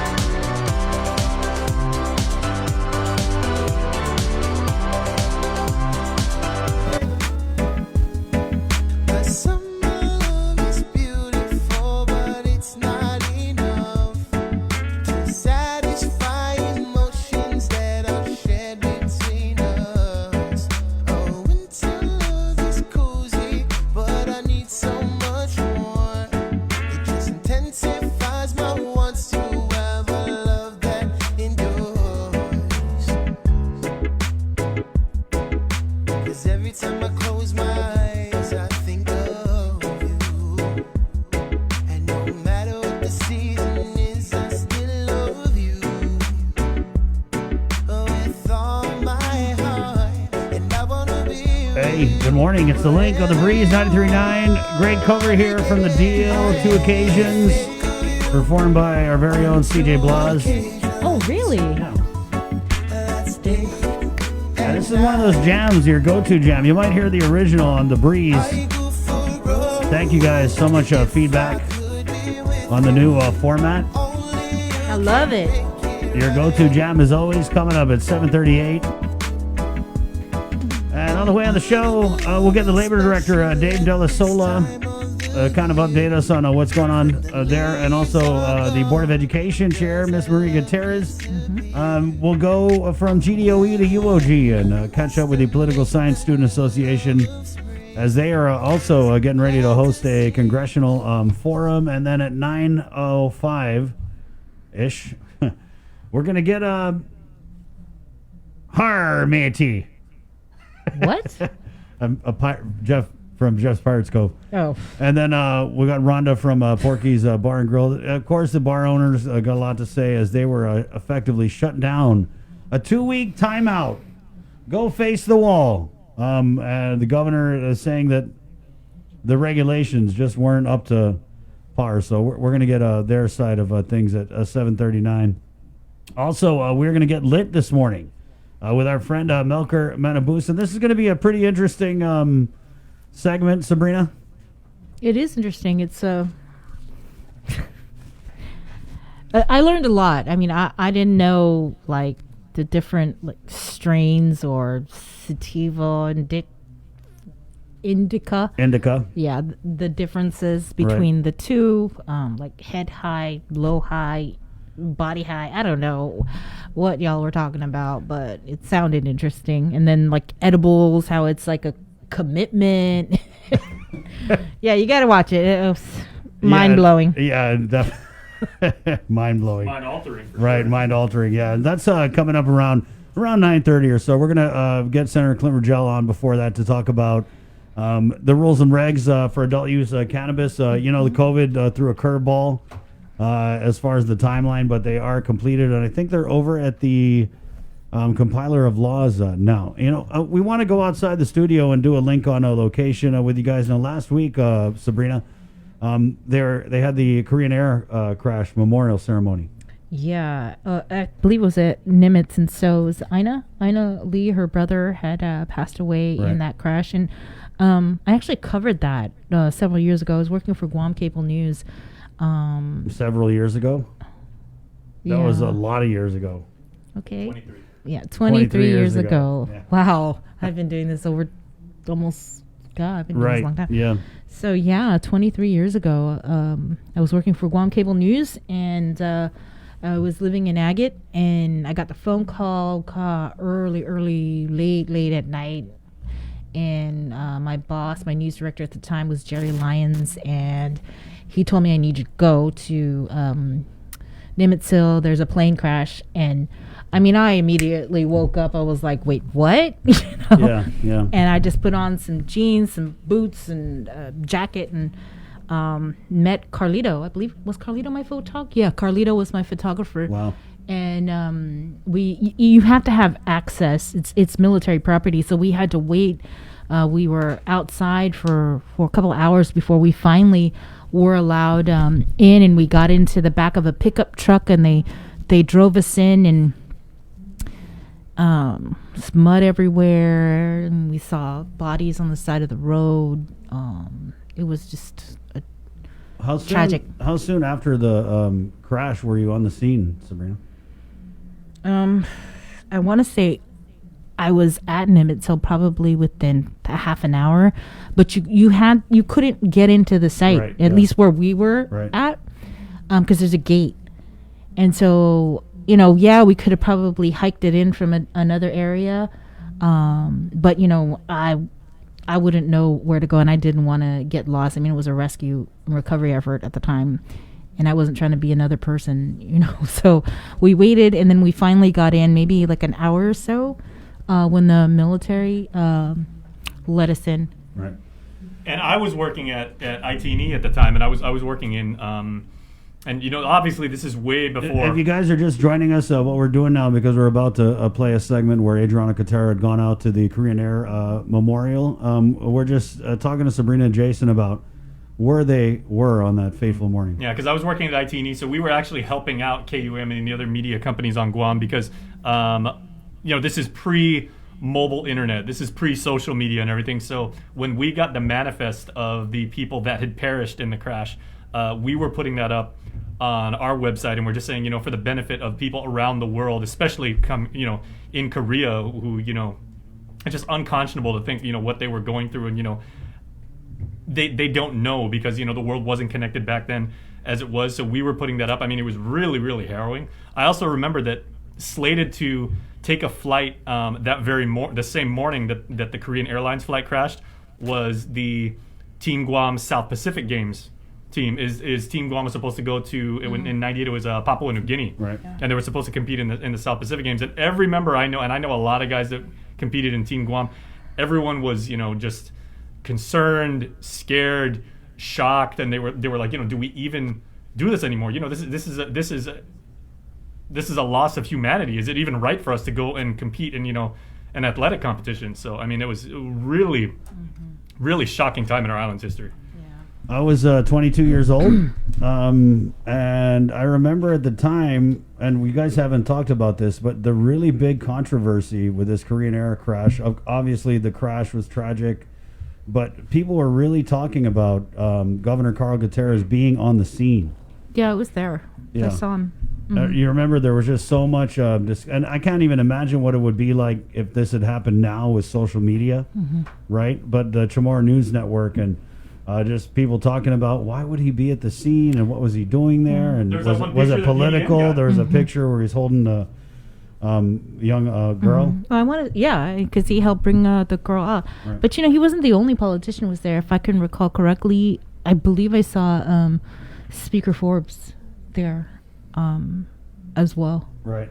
And I mean, it was kind of like, you're right. What are you guys doing here? Right. And I mean, part of me was like, yeah, what are they doing there? And is it just a photo op? Because there were photos that were taken. But, now many years later, as I think about it, far removed from the fire of my youth, I kind of think that why wouldn't they be there? Why wouldn't they? With an event like that, I mean, he's the governor of Guam. Of course he's going to go. The speaker, they're going to go and they're going to want to see. And now, did he get too involved with the recovery? And that's a question that, I don't even know if we can answer that how many years later. But I just remember at the time there was just a lot of discussion about former governor. And he's a hands-on guy. I mean, we always say that. And this is one of the reasons why we say that is going back to this crash here. And so there was a memorial that was held last week. And, of course, we were on the scene. Our very own Adriana Cotero was there and files this report with the link on location at 7:45. It's the link with Sabrina and Chris right here on the Breeze 93.9. Good morning.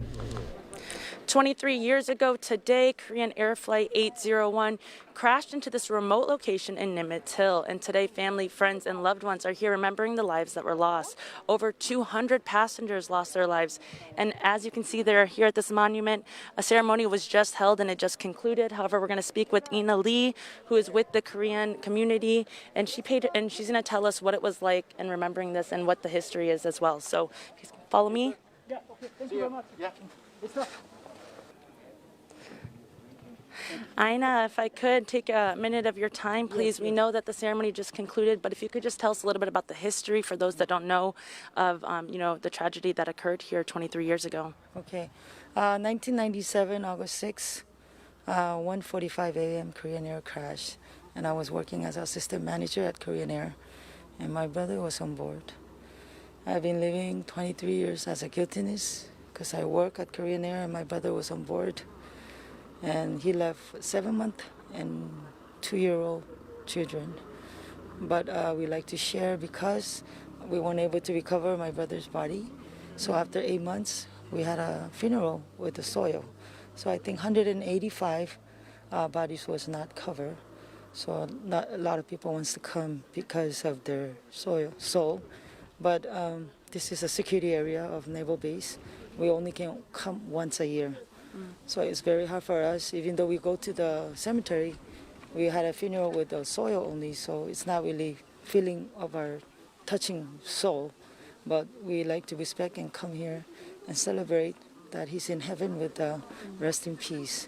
So we like to ask our Guam community people that we don't forget this tragedy and the loved ones to share our souls together. Now, we're standing here at the monument. When was this monument put up? 1999. I think it was January, if I'm not mistaken. Just a few years after. Yeah, I think 2 years. And Yeah. I know whenever you were taking everyone around the monument, you mentioned that this isn't actually where it occurred. It was down there where the crash was. It was recorded down there and here and up there too. So it's whole this area. That's why the naval base, because this is under the federal, they decide to put the monument here. And I'm so sorry for your loss of your brother. If you could just explain a little bit more in depth of what you were feeling in that moment. Wow, I don't know. God guide me to live a life better, but I was really hurt. I don't know. I cannot open my heart to show you, but because of the tragedy, I cannot show. But it was really hard for me to live a life that brother left while I'm working with Korean Air. But God is giving us that He's in heaven with no pain and resting in peace. So we got faith that we can live without it. But every moment, every year anniversary is painfulness to feel his soul. And he was my closest brother when we were young. We were born and raised in a poor family of 8. I'm the youngest, and my brother was the 7th boy. We were very close, work every day.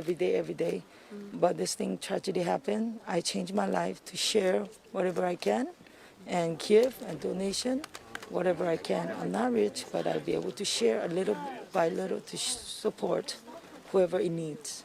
And may your brother rest in peace. Do you mind me asking what his name is? Yes, my brother is a graduate 1987. Last name is Cho, C-H-O, and his first name is K-W-I, Kui, and middle name is Young. He has a lot of classmates that are sending me message of condolences. He's graduated at GW. And today, commemorating the 23rd anniversary, we also saw people still make their way out here despite the pandemic to remember the lives. How do you feel being able to see that and being able to still celebrate this? Yes, I'm pretty sure that this ceremony of memorial of 23 anniversary will be impact and give them a soul in Korea of people that the victims' family, and that our government really made the water blessing and better monument here, and then the flowers and then little ceremony. They will be very dedicated to Guam. That Guam is appreciated, and then it will be very much promoted to Korea, because of this ceremony and what government did for us this time. And previously you just mentioned that you're only allowed to come here once a year. So for those that haven't been here, do you mind giving us a little walkthrough of the monument? I know you just did with the different the monument in the front, and we put over whatever drinks that they before they pass away, they drink, enjoy, and put their flowers. And this is the remembrance of the washway of the thing. And we have poem in Korean, and then when we go around to the back of Are you able to tell us what the poem says? Oh, it's in English. Oh, it's in English right here too. Yes, Okay, so watch way. yes. And this is the 229 people who got passes away, and these are the survivors. I get Mr. Shim Sang-young. He lives in Guam. He's a survivor. He's a tour guide, and I get to contact few people. They don't live here, but I communicate with them. Your brother's name is here? My brother is here. Cho Kui Young. He was 29 years old. Yes. And do you know, what was he traveling here for? No, we live here. He went to Korea for vacation, and I came on the August 3rd, and he came on August 5th. We went to vacation Korea together. That was my last travel and vacation with him. Yeah. Anything else you'd like to tell the community? Yes, I really appreciate that remembering those people who send me a message of condolences. Even though 23 years passes, this tragedy will never ever forget. My heart been already tears out, but I like to share. And then thank you so much for sending me a condolences and sharing our painfulness and heartbreaking time. And we love Guam, and I will be buried here and die here. Thank you so much for your condolences messages. Now, you mentioned that you do whatever you can throughout the year, even if it's donations. Is there anything that the community can help in donating or help the Korean community at all? Or Korean Association? Donating for this? No, there's no donation. I just do from my family heart to prepare for this. But I like to recognize that PD Mayor Jess helped us doing the canopy and then the chair and then the tables, and then the governor's office administration cleaned the water blasting this. This was 23 years old. Remember that it was very dark, but today I feel very happy that my brother was here, and it's so clean, and I feel so happy that my brother will like it. Yes. Yeah, and as I'm looking at this list right now, I believe there was about 20 survivors? 25. 25 survivors. 25 survivors, yes. 25 survivors and nearly 200 passengers. 229. 254 on board, but 229 passed away. 25 survived. On this day 23 years ago. Yes, 23 years ago. Okay, well, I appreciate you taking the time, and I appreciate you also giving the memorial and the ceremony. Yes, thank very you. nice. Thank you. Thank you. Again, it was 23 years ago that 229 passengers lost their lives on the Korean Air Flight 801. I'm Adriana Cotero, and this is Link on Location.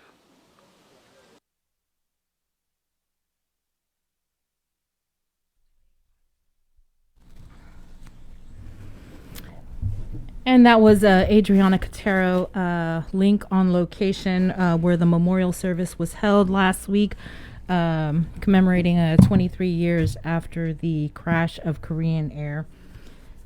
And she spoke with Ina Lee, whose brother passed away in that crash, and she actually was an employee of Korean Air at the time. Right, and she's just an amazing lady. I really had no idea of her connection with the Korean Air crash, but we had met her through. Well, I mean, I've seen her all around, and I've met her a million times, but reacquainted ourselves with her during the lockdown, as she had reached out and they'd done a bunch of donations with her wholesale company. But more recently, she made Sabrina and I the best damn kimchi I've ever eaten. Ever. Hand cook, right? Yeah, hand cook is the wholesale. So. Yeah, it was awesome because he was like, "Did you try it? Did you try it?" And I was she didn't try it at first. Yeah, and then I finally tried it, and I messaged him, and I was like, "Oh my gosh!" Yeah, and then I turned around, I was like, "Oh, yep, it's got the heat, it's got the kick," and Miss Ina just really such a warm, friendly soul. So 7:55. Thank you so much to Adriana from the KUAM News team for filing that report that we're just so glad to share with you guys. Again, it's 7:55. We are KUAM FM in Hagåtña, Guam. Coming up in the 8 o'clock hour, we're going to hit the Zoom room, with the chairwoman of the Board of Education. We're talking about Miss Maria Gutierrez. Also, we'll get Dave De La Sola from the Department of Labor, and from UOG, the Political Science Student Associations, Kayleen Conception, and then we'll talk bar closures. Bars sent to a 2-week timeout, so we'll talk about that, and then we'll also you all right over there? Yeah, I am. We'll speak with Senator Clint Rogel about the cannabis rules and regs, and then another Link on Location as the Link gets lit this morning at 7:56. Thank you guys so much for watching on KUAM TV8. Remember, it's TV8 on Mondays, and then on KUAM TV 11 Tuesday, Wednesday, Thursday, Friday. Again, 7:56. This is the Link on the Breeze 93.9. Good morning, Guam! GU Self-Storage, conveniently located near the Harmon McDonald's. We offer affordable rates, online payments, and auto bill pay for your convenience. Plus gate access daily from 6 a.m. to 9 p.m. Call us today at 648-7867 for more information.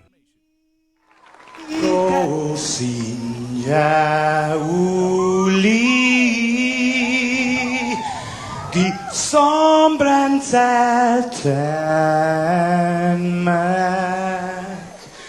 Et zu ite saluda, antes hum niga. Radzaudzan malak estrezas, durante todo mu. A nogi distancia, gumugupugi palu. Zangiman malak guafi, ikonum nasugi airi, prebatu la noci, nai banderata gaigi, pues atan fanni bandera, kau esta pagua pumalapa,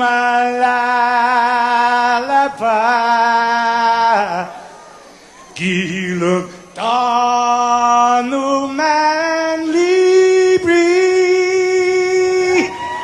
sentami ti man ko badi.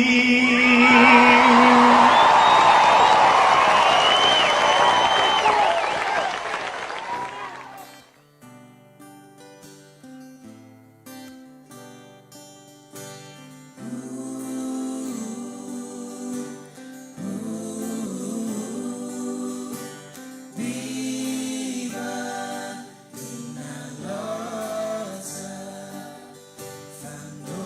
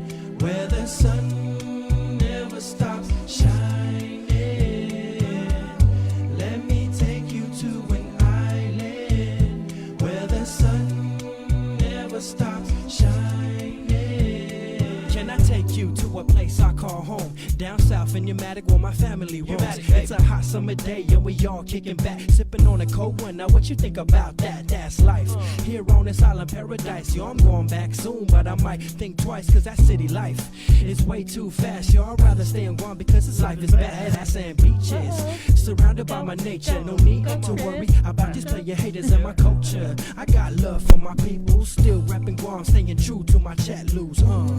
Classic. This is how you find Chamorros in the States.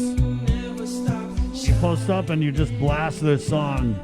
It's like the bat signal with Laddie Stone up in there like summoning all the Chamorros. I come representing Guam, USA. Raised on a hill in the Ville by the bay.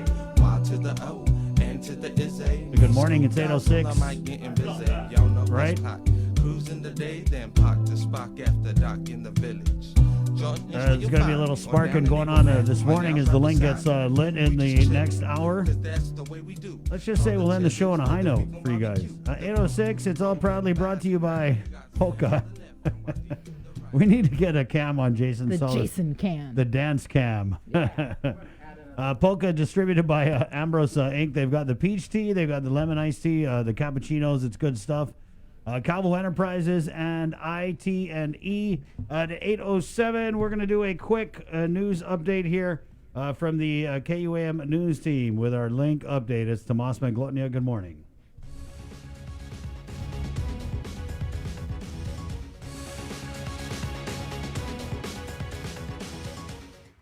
Half a day, good morning, everyone. I'm Tomas Manglotnia with your headlines here on The Link.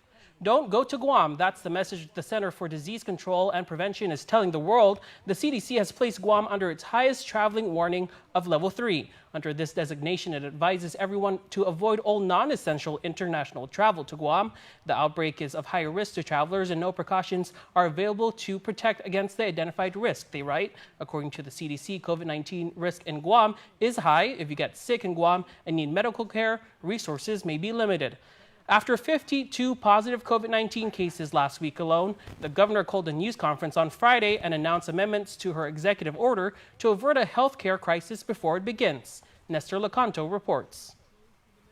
Effective Saturday at 6 p.m., bars are ordered to close for the next 2 weeks. Public gatherings, both outdoor and indoor, will revert back to just 25 people, and funerals will be limited to just 10 people and immediate family. The governor says that's where they believe some of the increased spread is coming from, and she made sure to point out that the majority of the recently infected were under the age of 50, and more than a third were in their 20s. It doesn't discriminate against age, gender, race. It is a very serious, very contagious virus, and I want the younger generation people to really take it very seriously. And not think that just because they're young that they won't get this spread or they won't get this infection and they won't get sick. Despite that, she is not calling for any delay in the start of the new school year, which is planned for the 17th. Of course, if we feel or if I feel that maybe a delay might be in the works, we will certainly relay that to the superintendent, but as of now, we are following the superintendent's recommendation and his plan. The bottom line, says Lieutenant Governor Josh Tenorio, is it's going to be the parents' choice. From the get-go, the option is to give parents an opportunity to have online learning for their children and for the decision-making to be part of that based on the situation of their individual households and their capacity of their children. The governor also announced that public health is shifting another 30 personnel to contact tracing, and it has enough capacity for continued testing. Otherwise, she remains confident the protocols are working. Please make sure that you wear your mask. This is the vaccine of our island right now against COVID-19. Social distance, and also wash your hands. You know the drill. We've been doing this now for 5 months. The governor also made clear that she intends to extend the public health emergency when her current declaration expires on the 29th. For Guam's News Network. Center for Disease Control and Prevention Director Dr. Robert Redfield requesting a separate risk assessment for U.S. territories for COVID-19 risks in their jurisdiction. On Friday, as you just heard, the CDC issued a level 3 travel warning for Guam. The designation advises everyone to avoid all non-essential international travel to the territory. According to the CDC, the COVID-19 risk in Guam is high. The governor wrote that although she respects the CDC's fundamental role in protecting the nation and its people throughout this pandemic, every U.S. territory is included in the high-level risk list, despite the fact that most U.S. territories have done a better job of containing COVID-19 than most states. Governor Lulian Guerrero, in the meantime, says President Donald Trump may face strong legal action against his economic stimulus measures that were signed over the weekend. Quote, some believe that his steps represent an overreach of executive authority. The president's executive moves would bypass Congress after negotiations collapsed last week. Michael George reports from New York. Coronavirus disease. President Trump signed the executive actions at his New Jersey golf club after talks hit a wall on Capitol Hill. We've had it, and we're going to save American jobs and provide relief to the American workers. The president's move Saturday aims to defer evictions, freeze payroll taxes for workers making about $100,000 or less, and extend 0% interest on student loans. On the most contentious issue, the president gives unemployed workers an extra $400 in weekly benefits, with states footing a quarter of the bill. Democrats want to extend the $600 weekly supplement that recently expired. House Speaker Nancy Pelosi and Senate Minority Leader Chuck Schumer released a statement tearing into the measures, saying in part, instead of passing a bill, now President Trump is cutting families' unemployment benefits and pushing states further into budget crises, forcing them to make devastating cuts to life or death services. Whether President Trump has the legal standing to act on his own remains unclear. If we get sued, it's somebody that doesn't want people to get money. Okay, and that's not going to be a very popular thing. On Friday, the government reported the jobless rate eased to 10.2% as employers added close to 2 million jobs last month. But economists say there's still a long and uncertain road ahead. Michael George, CBS News. Reacting to the executive orders, Governor Leon Guerrero says in general the president's payroll tax cuts seem targeted against Medicare and Social Security, placing more cash in the hands of working people, which I support. She adds, we will also be working to gain further clarity on the president's new initiative to pay the unemployed $400 a week on a cost-share basis, its applicability to the territories, and the potential cost to Guam. Senators, they head into session this morning at 10 o'clock where they are expected to discuss the fiscal year 2021 GovGuam budget. Last week, the legislature's Office of Finance and Budget said despite the economic downturn brought on by the COVID pandemic, the government will collect just 8% less in the current fiscal year. The revenue projection for FY 2021 is $983 million, a drop of about $68 million in the current year's projected revenues. The projections rely heavily on continued federal pandemic assistance funding and military spending. Finance Chair Senator Joe San Augustine says the governor agrees with their numbers and they stand by the projection. Meanwhile, the Budget Bureau is tracking a shortfall of just $13 million by the end of this fiscal year. Despite the plunge in tourism, officials have said federal stimulus payments and unemployment assistance have helped make up the lost visitor industry revenues. Senators are scheduled to meet in session at 10 o'clock. By law, they must pass the budget by the end of this month. Meanwhile, as lawmakers head into budget session, the Republican Party of Guam is asking the governor, her senior staff, and all appointed members of her cabinet to lead by example and take at least a 10% cut in their salaries as our island attempts to overcome an unprecedented economic crisis, which will take years to overcome. Quote, Adelup needs to prioritize essential services of this government, which means making sure that rank-and-file public sector employees who attend to these critical tasks are not impacted by payless paydays. While a 10% salary cut may seem drastic to these politically hired positions, it would still leave them with nearly double what most of our nurses, educators, and law enforcement officers earn each year. The savings can go toward ensuring that we do not have a shortage in healthcare professionals, especially as this public health crisis continues.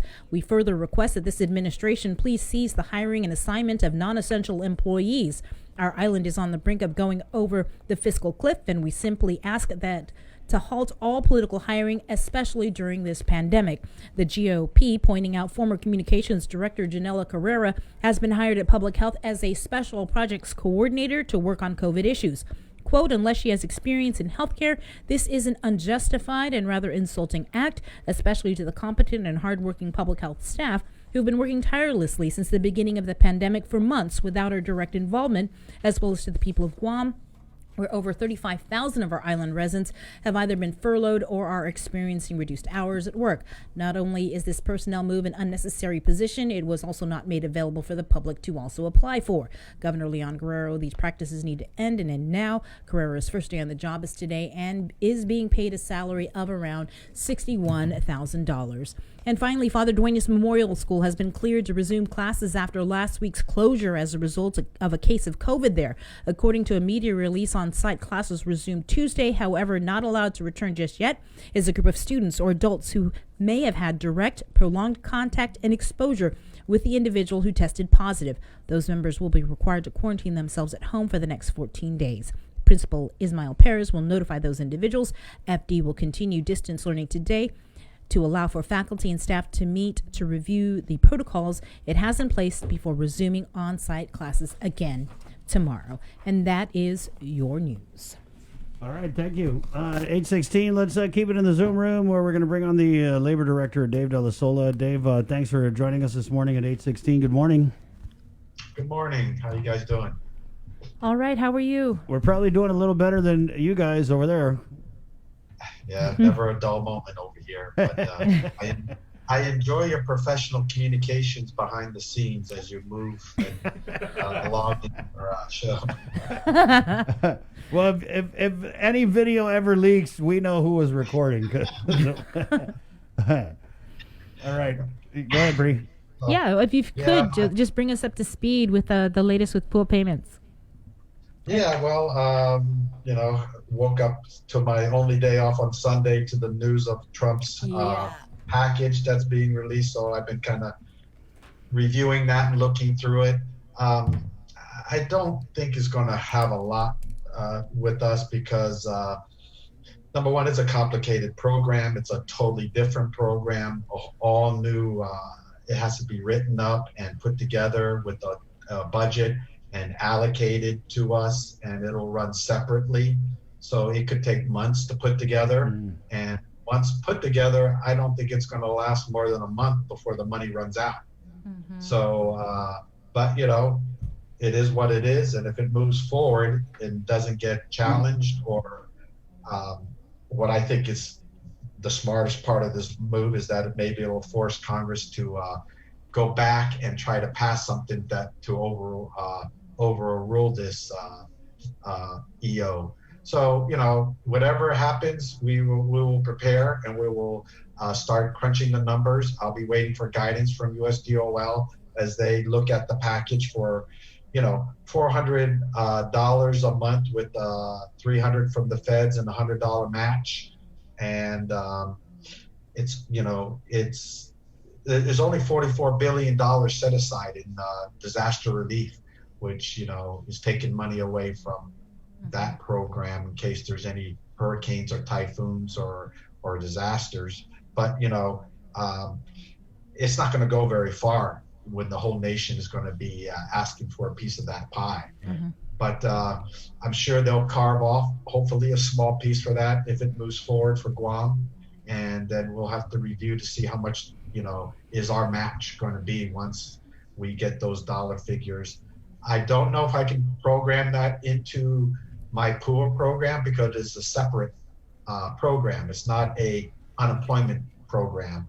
So that's the fear that I've always, was worried about is that Congress or Washington was going to pass a totally new program that we're going to have to basically put together and instead of just something that melts into the pool program.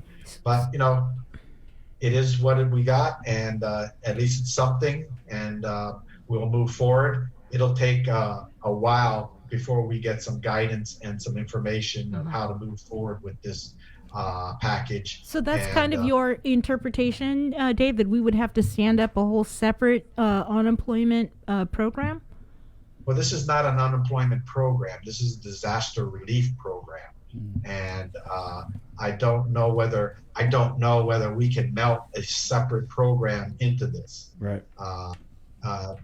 because they're not, it's apples and oranges, even though they run similarities. That's again something that we have to get guidance on, because it was the unemployment PUA emergency dollars that paid for this program, and not a relief program. And whether or not it can be meshed in together, I don't know. It's something that it has to be discussed, but it is something that, you have to put into the mix to figure out if it can or not. Those are certainly the types of questions that I'll be asking when USDOL is ready to receive questions and how to implement this and put together the guidances. So it's a disaster relief program, but targeted to pay $400 for the unemployed, with with Guam and all state governments picking up at least 25% of the tab. Yeah. What would our share of that be, Dave? Is it 60 million? I heard something like 60 mil.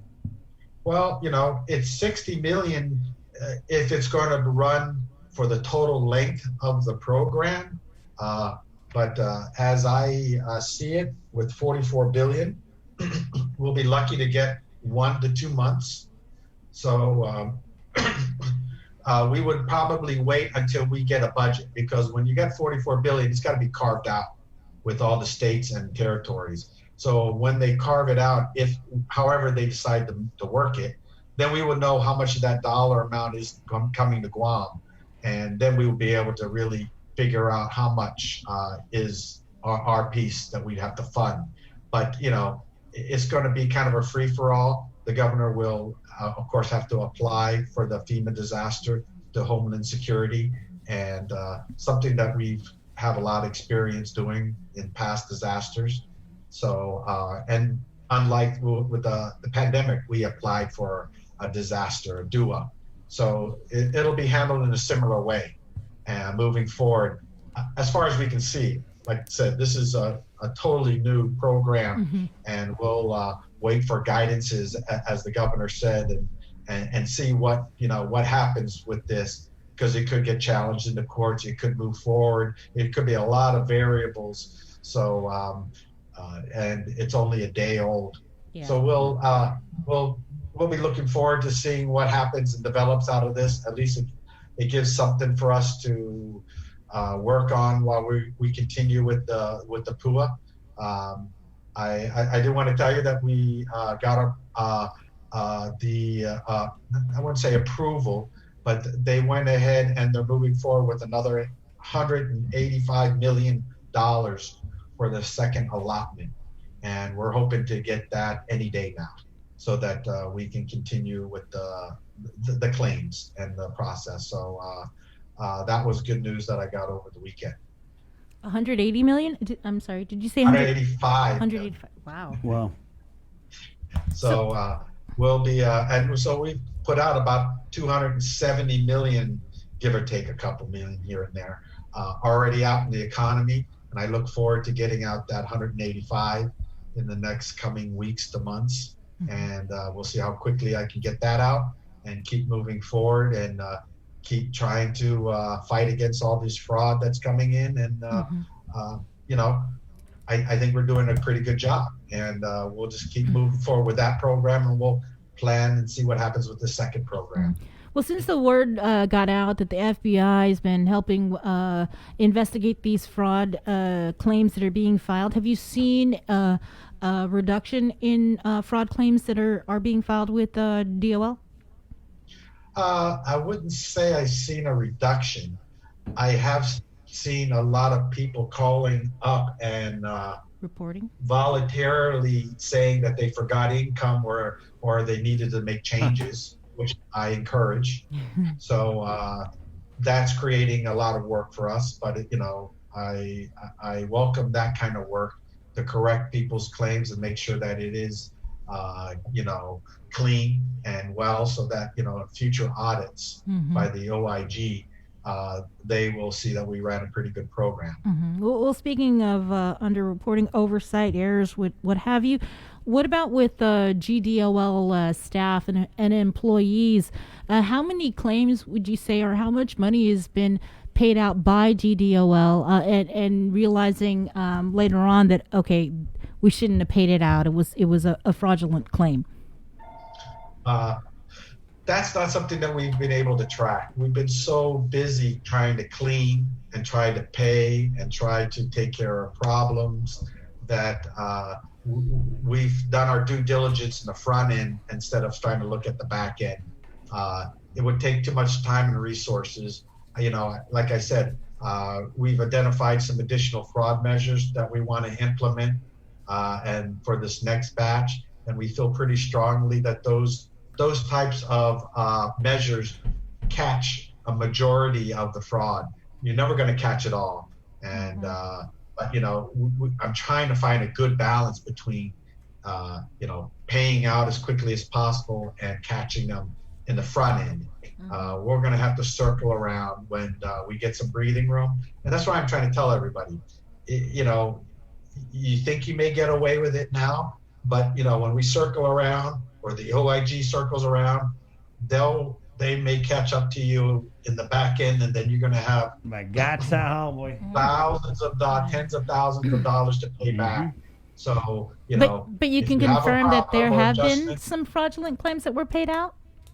Say that again. But you can confirm that there were some fraudulent claims that have been paid out.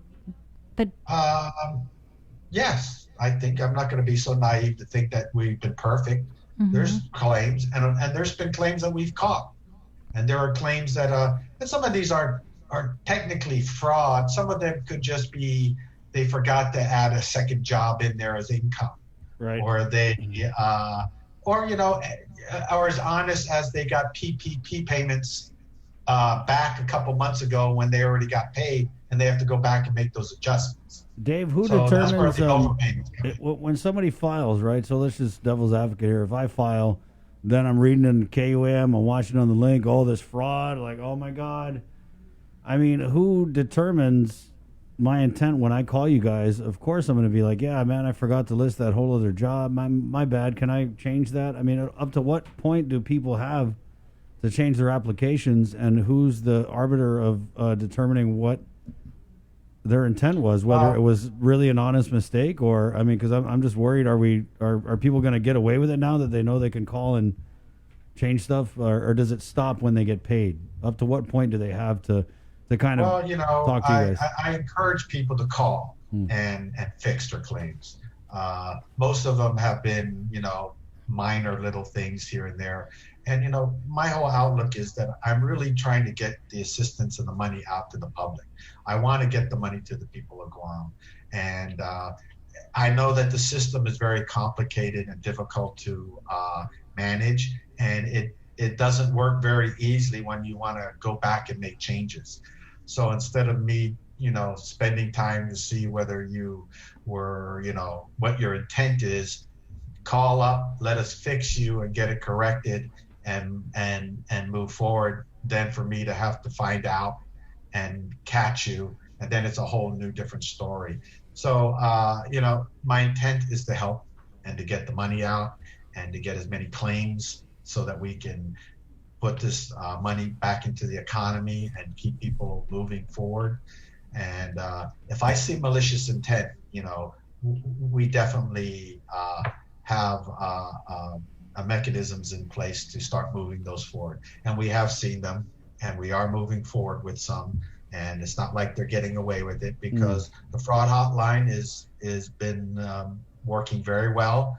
And these people that have been reporting to us, you know, they've been hit, and they've have to come up with overpayments, and they're going to have to pay it back. And you know, that's what I'm trying to avoid as much as possible, is, you know, in the front end, trying to catch this before you get caught and then you've already been paid. And now you have to come back and pay us back, because this is, when I say us, the federal government. This is all federal funds, federal program, federal rules. I'm just the messenger. Dave, and we just try to run it. So a lot of people, you know, are claiming that, you know, why am I making the decision? Why am I, you know, not approving their monies? It's not me. It's the rules that I have to live by, and that's what, you know, I have to you know, run. And I don't have any deciding factor. Zero. Okay. What's the final number for today, at least, on how many people have filed claims? Well, we should be around 28 to 30,000, but as far as the initial claims put in, we have about, I think it was over 35,000. I'm sorry, it's I didn't get an update on that this morning, so I'll have to forward that to you later. David, then on the payments that are being released, up to what date are those filed? We're on July 8th, and that should be hitting the banks today, tomorrow. It was processed on Thursday, and we requested the drawdown. I'll find out this morning when I, get to work, whether or not the drawdown hit the bank. Because as soon as it hits the bank, then we DOA forwards that to for payment. So it should be happening today. David, just a couple of last questions. You were able to take care of the lady that had called the show last week. I gave you her contact info. I take care of everybody that you give me, Chris. Thank you, Dave. And then lastly, I take care. I read the papers. I read the news. Right. I read everything. When I hear these people,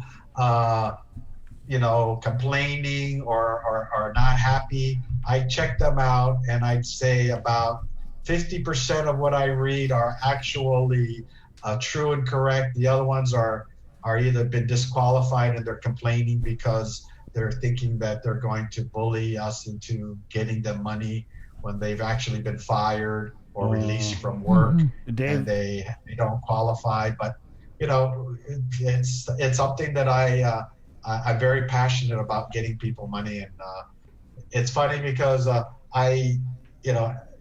a young man, I would love when I go to the restaurants. We were laughing, and I'm walking out. I got all these young ladies handing me pieces of paper with their names and their phone numbers, and I always wish that during one of my younger days. But now they're all pool of people trying to ask for help.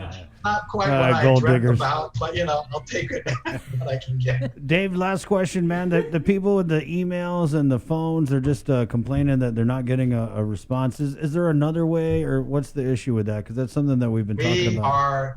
You'll be surprised. We are answering. We are responding. We are getting there. I'm not going to say we're perfect, but we are spending all our time answering and going after those emails, and we take care of hundreds a day, and we just keep moving forward, and they are being answered, and look at the monies that we've given out.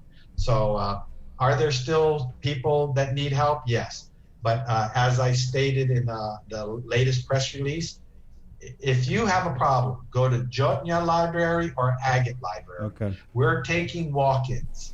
And if it's too crowded for that, we'll give you a time and an appointment for you to come back, and we'll handle your claim and we'll fix it and get you, in the system. So that's something that's new. And so if you go to Jotnya or Agate, you can walk in with your problem, and we will take care of you either there on the spot or give you an appointment to see you right away. Thanks, Dave. I encourage everybody that has a problem to go do that route.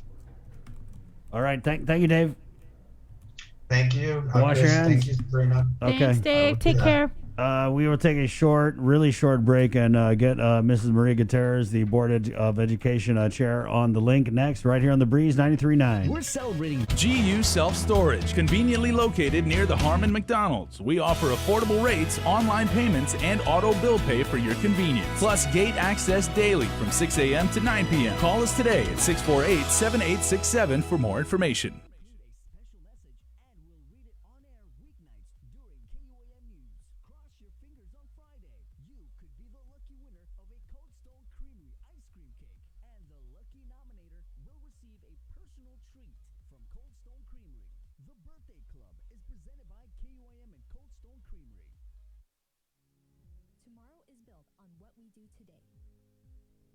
We got your 6 at 6 a.m. with the link on Breeze 93.9 FM. Bree and I connect you with all the latest news and information What are the you need to know to start your day. Then check back with Guam's news leader at 6 p.m. for the day's top headlines with KUAM News Primetime. From 6 a.m. to 6 p.m. and everything else in between with KUAM Digital, we got your 6.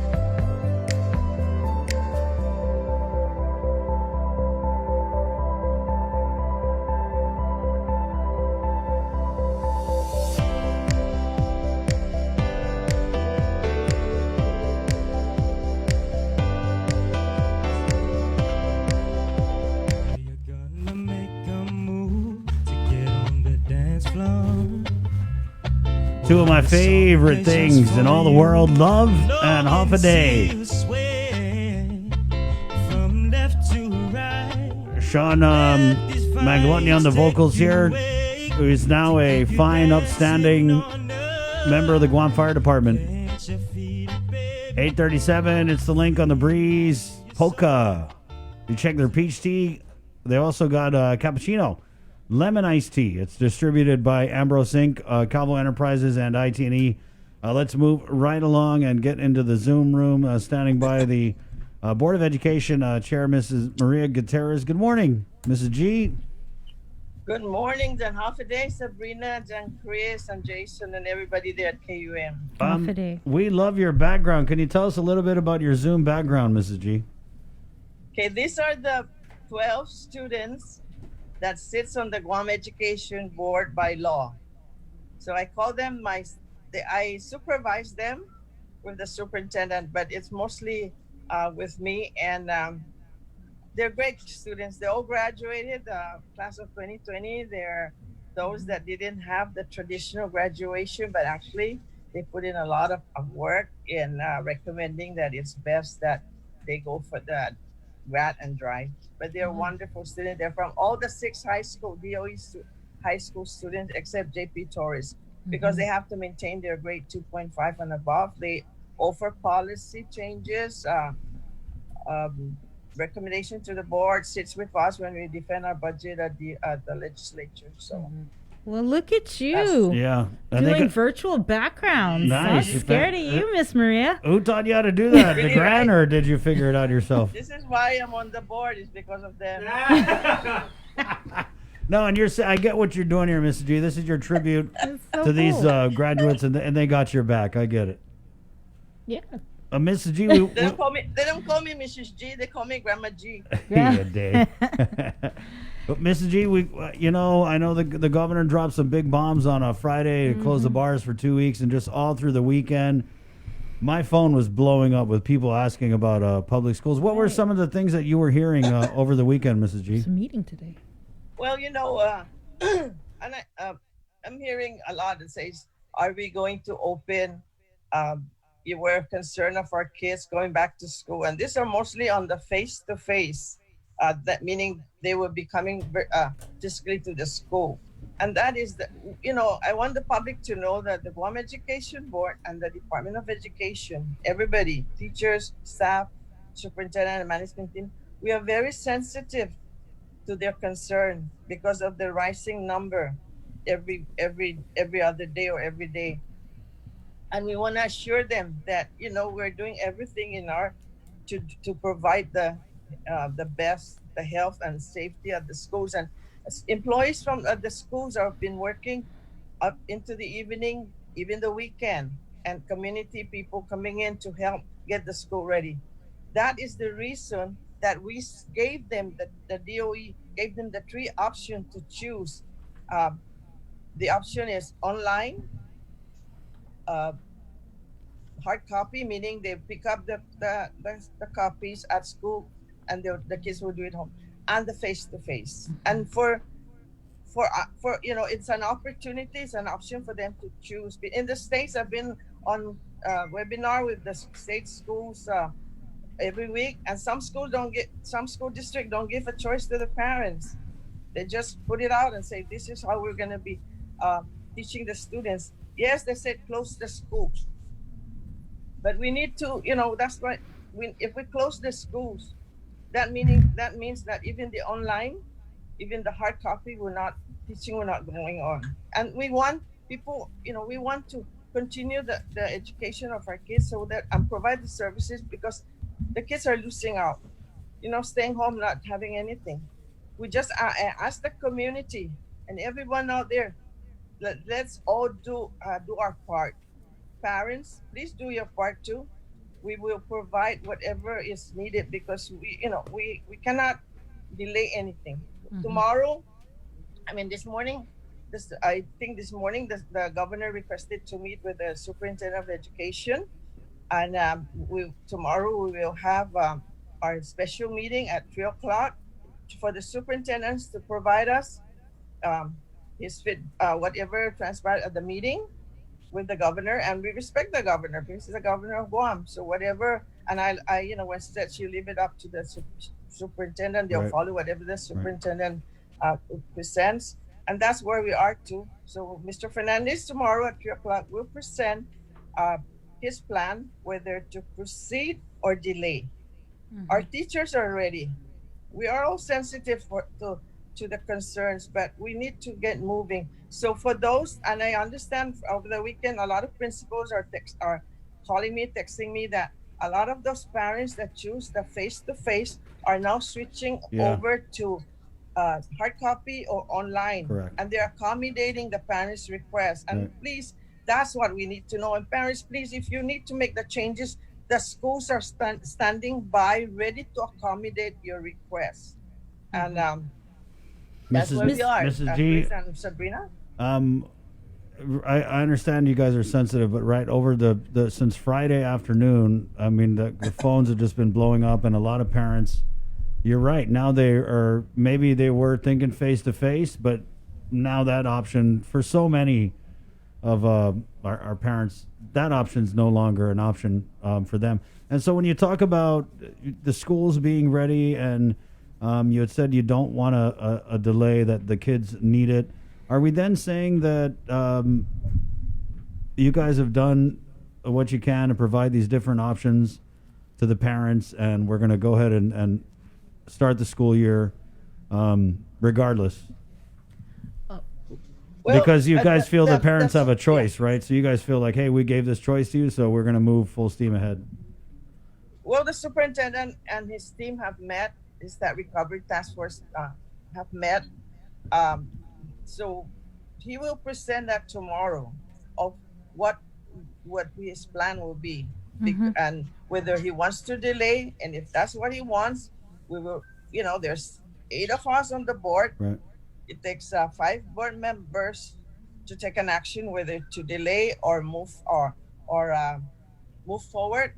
I don't know what my colleagues will have to, and for me, I'm still, thinking. I read a lot of the posts, and all they're saying is close the school, close the school, close the school. So that they're also on the other side that says open the school, provide go online, hard copy. And I asked superintendent over the weekend, said, when you meet with the governor, please ask her, because public works bus transportation is under her authority. If the public works bus operation can help in bringing those hard copies to the families that don't have transportation, for example, subdivisions in Jigo, Zero Down, Hamlani, a lot of those families don't have transportation. So the schools can work with the bus drivers and the teachers and the staff to bring these copies to those families, and then come back Friday and pick it up. That's because a lot of them don't have transportation. So I know the governor will accommodate that, to and Public Works has always been standing by, ready to help us. But we'll see what happens today. But we will wait for the superintendent to give us his final report tomorrow and his recommendation, and the board from there will take it on. I know it's hard. Not everybody's going to be happy, but we're in this together. We also need to, start our kids back because they lost our since March when we closed. A lot of parents are calling, please. I'm so stressed out. I didn't know that this is how hard it is to teach your kids because it's just I have to do this, I have to do that. And Now so, you know. Now you know how hard it is, huh? Now. Yeah, and I said now, parents that call me up said now you know what the teachers have to go through every day, that 5 days a week at school. So we are offering this now, and we will not, we'll wait for the superintendent. But I just ask for everyone's cooperation. This is not a time, to sit back and say let DOE, let the DOE do it, let the governor do it, that lieutenant governor. No, we have to be together on this, Right. because this is beyond our control. So we ask everyone's cooperation. Yeah, I read a lot of posts that we don't know what we're doing. We don't know all these things. The staff, the teachers have been going to a lot of training for online. They're not getting paid, but they continue to do it. The employees at the schools are doing everything to get all the schools ready. And there's if you go into the GDOE of some of the schools that have been on the video, they're really working hard. So we just ask the public for their cooperation. We're getting the support of the mayors. They've been very accommodating. Some of the community, like Ironwood, Mr. Carlos Camacho has offered the two Ironwood Community Center. If the families cannot go to the schools, that he will have his two community centers be available for us to use, and even the mayors. So we just need to work together. Let's stop the criticism. Well, it's your fault. That's fault. It's not. We have to be together on this. It's for our kids, and we want the children to receive the education they need, and that's why we got the three options. But now it's up to the parents. The schools are standing by if you want to make that changes. Ms. The G, schools standing by. I wanted to follow up though, because yes, we're hearing a lot about parents and the students having to make the decision, right, on face to face, whether or distance learning. But what about the concerns of teachers and staff that are also looking at this surge in COVID cases, and maybe they are concerned about their health and safety and their families, and also the fact that when we spoke to Mr. Fernandez last week, he said that they're still waiting for PPEs, and he set a deadline of the 12th, I believe, to get a final feedback on the procurement of these PPEs. And if there is a delay in receiving these PPEs, then there might have to be a delay in opening schools. And if there's Sabrina, even a protest, then that's a whole nother story. Sabrina, Yeah. I was given an information that PPEs came in as starting Friday. They all Okay, worked that's good. yesterday, Saturday, Sunday, even today. The PPEs are being delivered to the school site, and I heard this from the deputy superintendent who's handling those PPEs, Mrs. Erica Cruz, Well, and that's that good they is news. going out already to the schools. Yes, they are going out to the Okay. schools. As far as the employees and the employees of DOE, that's the superintendent.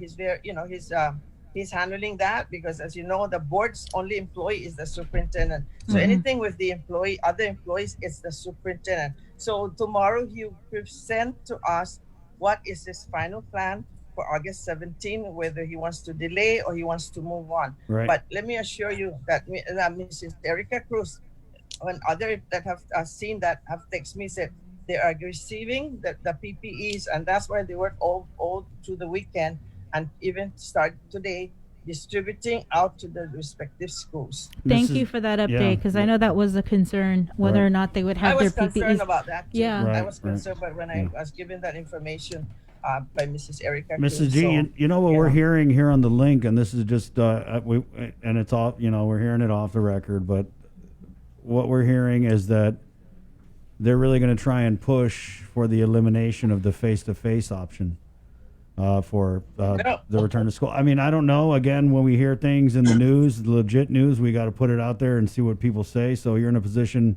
to say something. Have you heard about this at all?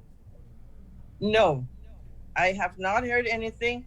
I have been in communication with the superintendent, and it doesn't matter what time, if it been early in the morning, midnight, whatever. He has not said anything. So please, let's wait for the official and accurate information before anyone is putting those things out, because it is not true. And you know, we don't want to confuse people. Of course. Superintendent will present that tomorrow, because the schools are still getting those changes. So he will let us know how many have changed back, but there's nothing in official, and I know superintendent is listening to this. Nothing has come out from the superintendent. So it will be the official and accurate information will come from the superintendent to the board tomorrow. So any other information out there, I just want to say it's not accurate until I hear from the board, hears from the superintendent, and after his meeting also with the governor. Ms. G, what about the senators are getting ready to go into session to talk about the budget? And we spoke with Senator Joe San Augustine last week, and the Steve Guerrero from the Office of Finance and Budget, and he was mentioning how almost every government agency was going to take a cut. What about the Department of Education? Have you guys seen any budget cuts that have come down from the legislature or proposed? And how will it impact GDOE, whether it's the opening of schools or throughout next fiscal year? I heard from the superintendent, I mean, we met with St. Augustine, that there will be a cut. As far as just how much DOE will get, it's not final. I guess also he might brief us tomorrow on that. I haven't heard as the board chair from the Committee on Education, Vice Speaker Talina Nelson, of if it's what is her plan, if she's going to support us in it being a move away from the cut or not too much cut. We that's really where we are. So if we got the cut, it's beyond our control. It's at the hands of the legislature. But I hope that our chair on education, on Committee on Education, and the vice chair on the Committee on Education will stand up for the board, for the Department of Education, because it's going to impact us, and not only us, even the charter school. So this is the public education for our kids. So we'll wait and see what our two Committee on Education chair and vice chair will do for us. But it will be impact. There will be an impact, and we understand that everyone is going to get cut. But we hope that we will not. Our cut will not be as much as everybody else. And yes, they can say DOE gets all the money, gets a lot of it. But remember, the Organic Act said we have to provide public education. We have the 14 points that was a mandate that we have to follow. We have to follow. No other government agency has 14 points except Department of Education. Right. The charter school don't have 14 points. We have to comply with the 14 points, and that's how the budgets the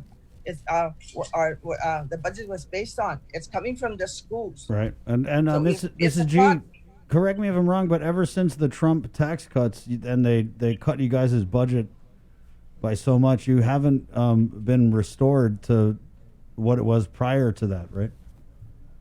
Yes, but we do what is best, and the superintendent is very mindful of the spending. Right.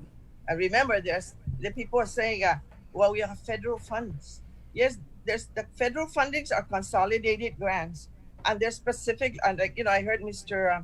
De Sola today that it's not him; he has to follow guidelines. So that's exactly, and under this consolidated grant, there's really guidelines of what you're supposed to, how you're supposed to use that money, not to go and rebuild Simon Sanchez. No, go and do this and that. It's very specific because our federal funding is under the consolidated grant. And yes, we don't get everything that we ask every budget year, but we try our best to provide the best education. And like I say, 14 points, and I don't think any senators want to look at the 14 points and amend. Because that's what I'm waiting for, is who would have the guts of the legislature to amend the 14 points. Let's amend it and Because let's put it's hard. more points. It's got to be frustrating, though, Maria, considering the fact that you are one of the longest, or if not the longest serving member on the Guam Education Board, to constantly, every single year, see the Guam Department of Education face cuts when education, everybody says, is a priority. Well, and that's why I'm very vocal about it, because we never get, the DOE never got everything that they asked. They never, and so what? We have to follow the 14 points to have these things, to provide the best education for our children, but we don't have the funding. We have employees, we have teachers. So the teachers are leaving DOE to go to a better place that pays higher. Our employees, so it's election year, and I like to see who will really stand up for DOE, because this is not only during election time. And I've heard that many times since 1991 when I was on the school board. Education is priority. Education. My former colleagues, Dr. Casper Bauer, Dr. all the other members, we have been together, and this has been the same thing. So it's like So I just now is, come on, let's senators now do your part, give us that funding, but don't say that we receive a lot of our money. Yes, there's federal funding, and thanks for the federal funding, it's helping us. Right. But we can't do this alone, and we understand where we are right now. We understand that we will be anticipating cut, but please, if the DOE is expected, the superintendent is expected to provide the best education for our children, then give us that funding, and that includes the charter school too, because Amen. those are also public school kids. Mrs. G, I want to ask, because in the beginning you said you're sensitive, and I know you always kind of go to bat for the little people. We had a comment here.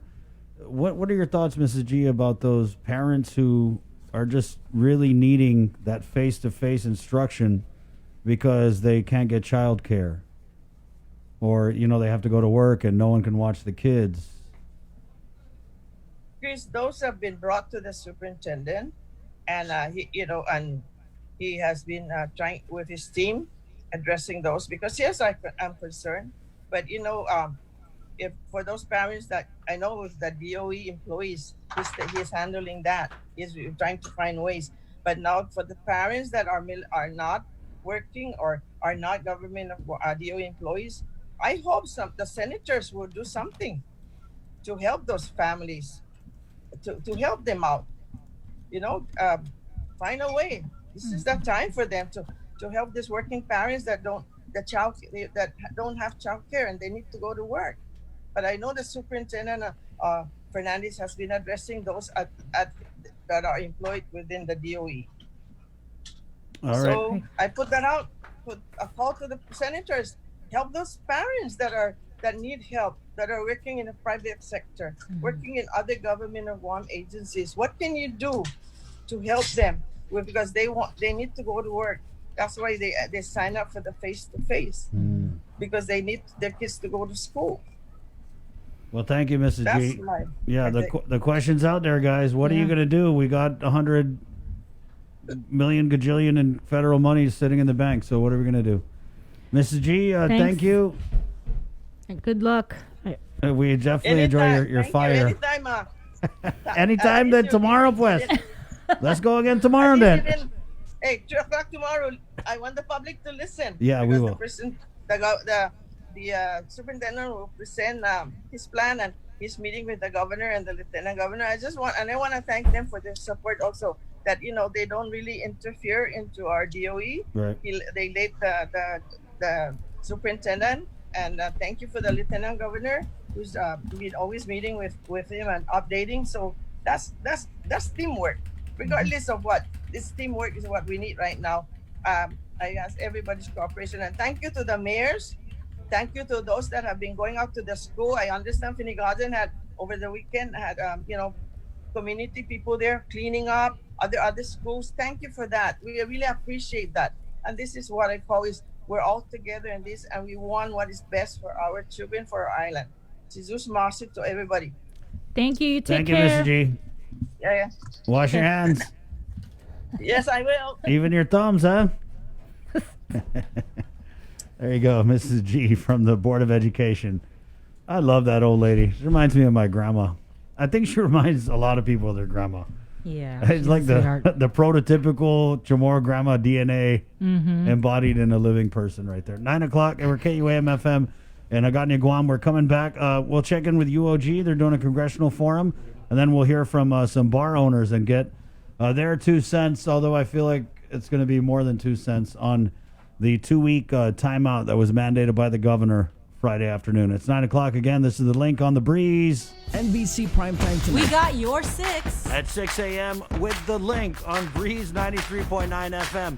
Bree and I connect you with all the latest news and information What are the you need to know to start your day. Then check back with Guam's news leader at 6 p.m. for the day's top headlines with KUAM News Primetime. From 6 a.m. to 6 p.m. and everything else in between with KUAM Digital, we got your 6.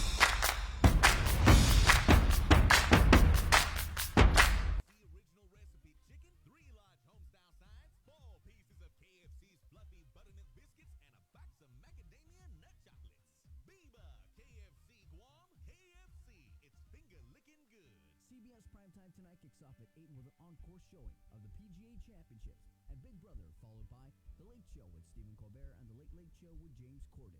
Only on KUAM. TV 11. This primetime lineup is brought to you by Docomo Pacific. Better together. Banners, posters, stickers, partial or full fleet vehicle wraps, metal signs, window and door wraps, road and construction signs, sublimation, promotional items, and so much more. Victoria Printing. For 30 years, we've been your one-stop printing for all your needs.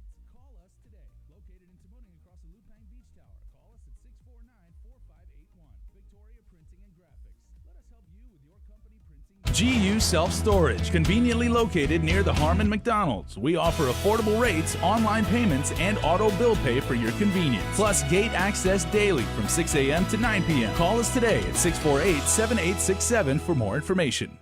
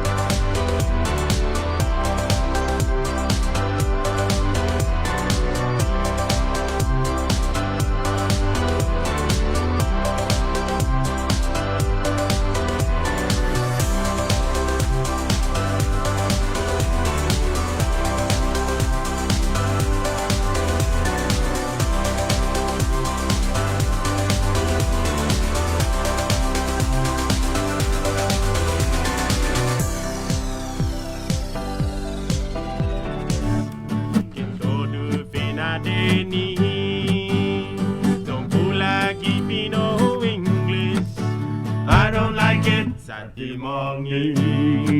LaGuardia doing his dad's old jam. 905 or KUAM FM, Magana, Guam. Let's keep it going as we're going to jam a lot into this last hour of the show. We'll go to the Zoom room where from the University of Guam, we have the public relations officer of the Political Science Student Association, Kaylee Conception. Good morning, Kaylee. Can you hear us, Kayleen? Yes, can you guys hear me? All right, tell us about the political forum you guys are hosting. Okay, so the Political Science Student Association, also known as PSSA, we traditionally host like senatorial forums. This year we'll be doing it in October before the general election. In light of that, we tried to establish a 3-part video series called Meet the Candidates Congressional Edition. And what we're doing is we kind of established like a Q&A session with each of the delegates, or the potential delegates, right? And we're asking them questions spanning from the COVID-19 pandemic, public safety, the compacts of free association, political status, and the economy.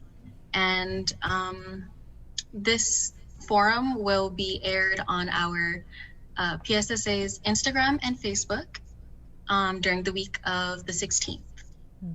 We're kind of hoping to get the public to make well-informed decisions, you know, although we can't be in person to kind of really deliver a solid discussion. We hope to continue the facilitation of discourse, you know, without the pandemic hindering that experience. Did all 3 congressional candidates confirm?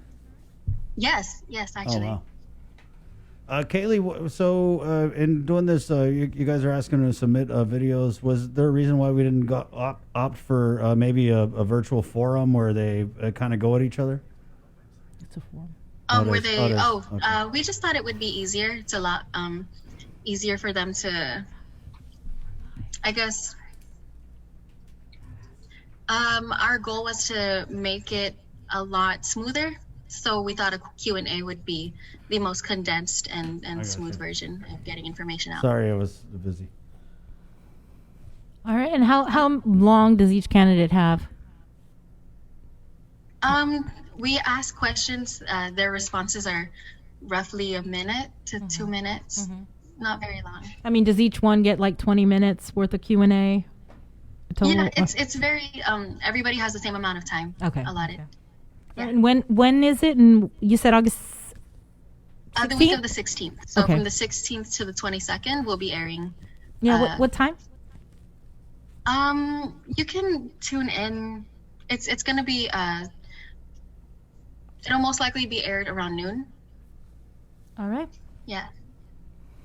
Anything else? How'd you guys come? Because I know you guys are doing a lot of political science stuff, but and coming up with the questions, what was that the debate like with you guys? Because I'm pretty sure it was pretty healthy. Oh, is this issue hot? Oh, I don't know. Should we ask about this? So what was that process like for you guys? Can you ask that question again? I'm sorry, I didn't hear that. How'd you come up with the questions? Oh, well, we were kind of looking at what the hot topics were, and we kind of had a bunch of UOG students establish what we thought would be most important, what we felt the public would like to hear most, and that's how we created that. And they all got the questions in advance? No, they actually didn't. Oh, we asked them on the spot. All right. We did tell them the topics, though. I see. Did they want the questions in advance? They did ask if they were going to receive it, but we felt like the most raw responses would have been given on the spot. Yeah, we agree with that. Yeah. All right. What else you guys got going on that people can maybe you got your social media? I know there's a Facebook, there's an Instagram. What kind of content are you guys putting up there? I'm thinking political science students in the heat of an election season. This is you guys' time to shine. So what kind of content can people get on your platforms?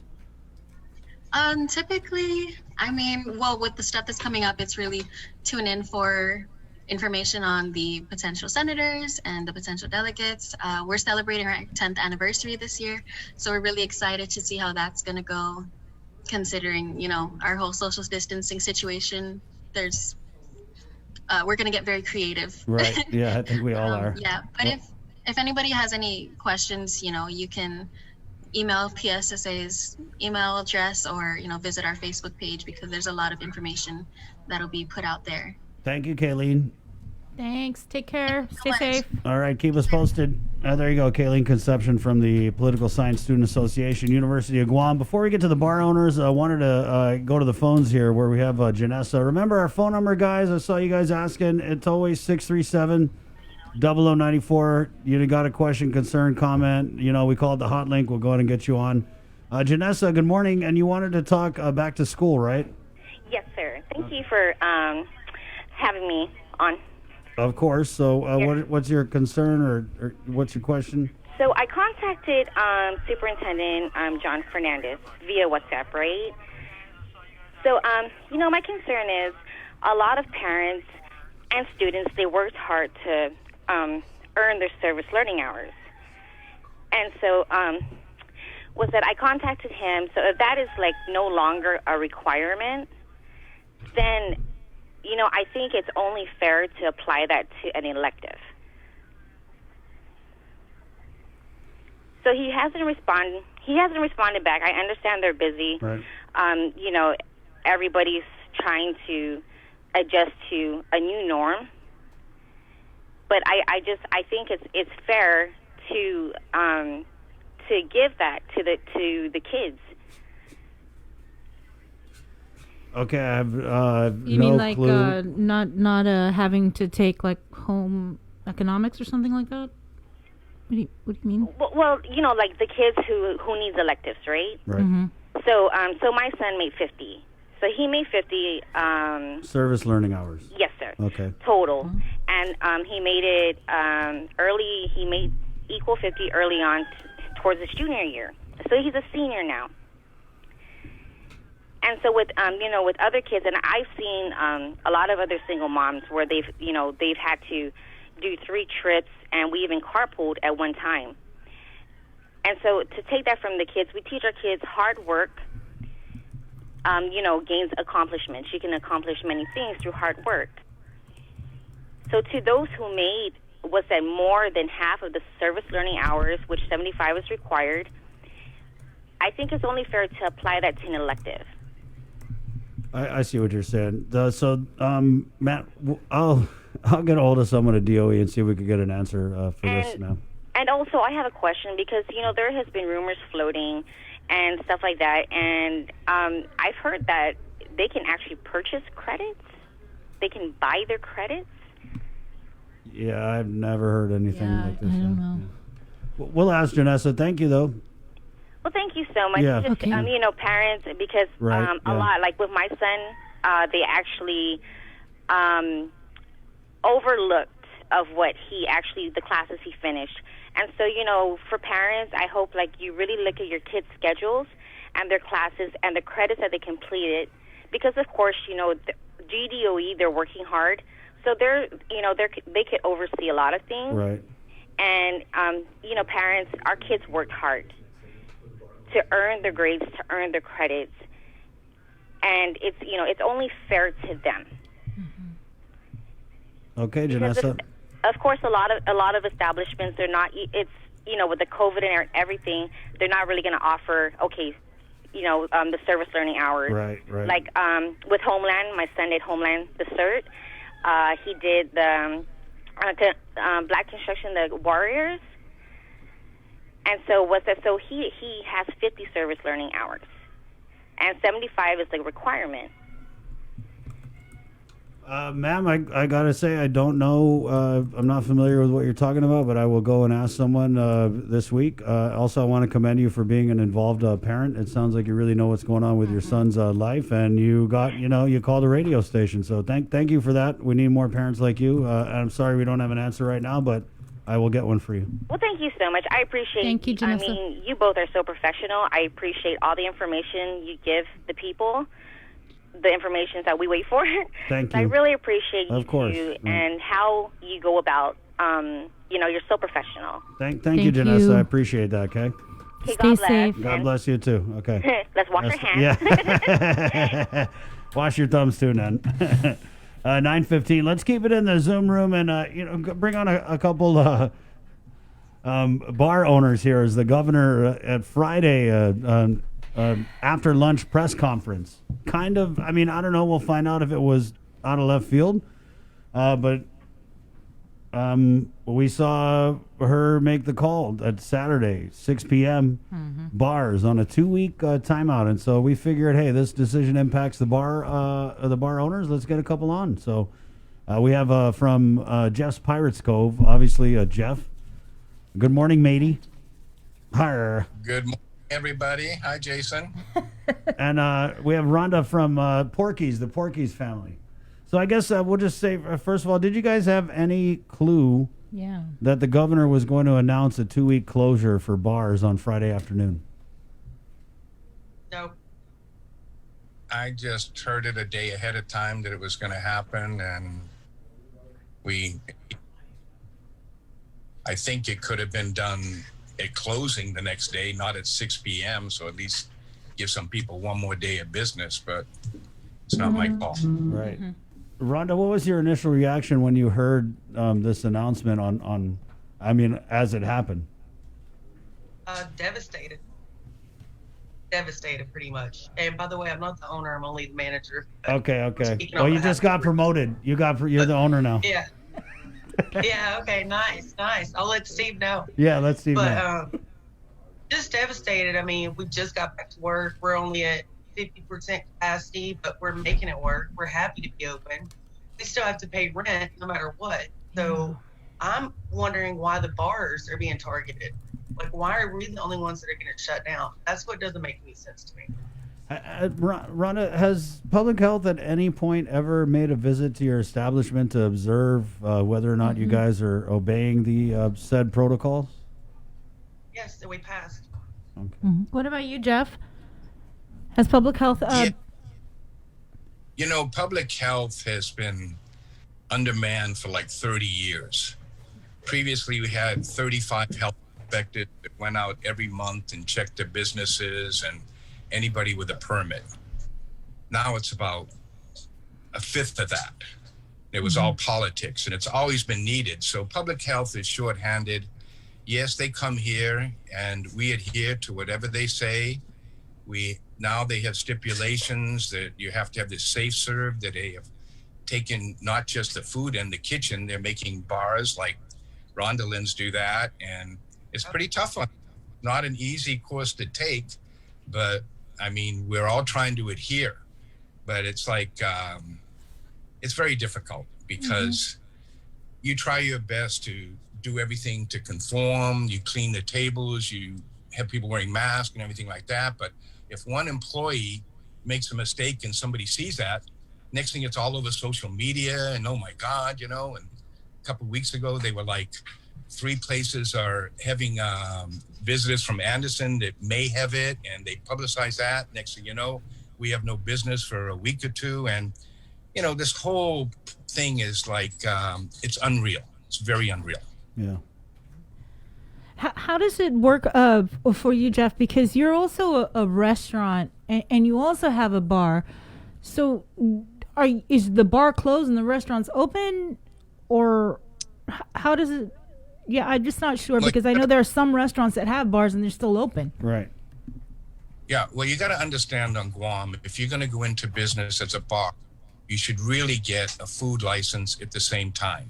I don't care if it's a little hot dog machine with a sneeze guard on it.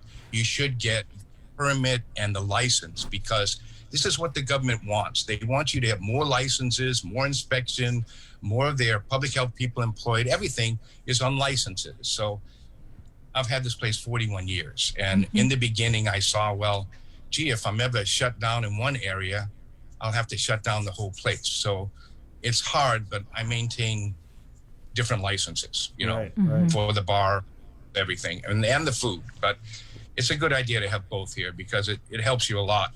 But my bar, and like you go to Outback and Porky's or anywhere, you could have people 6 feet apart. I mean, it's not that hard to do. The tables, I mean, we can do this.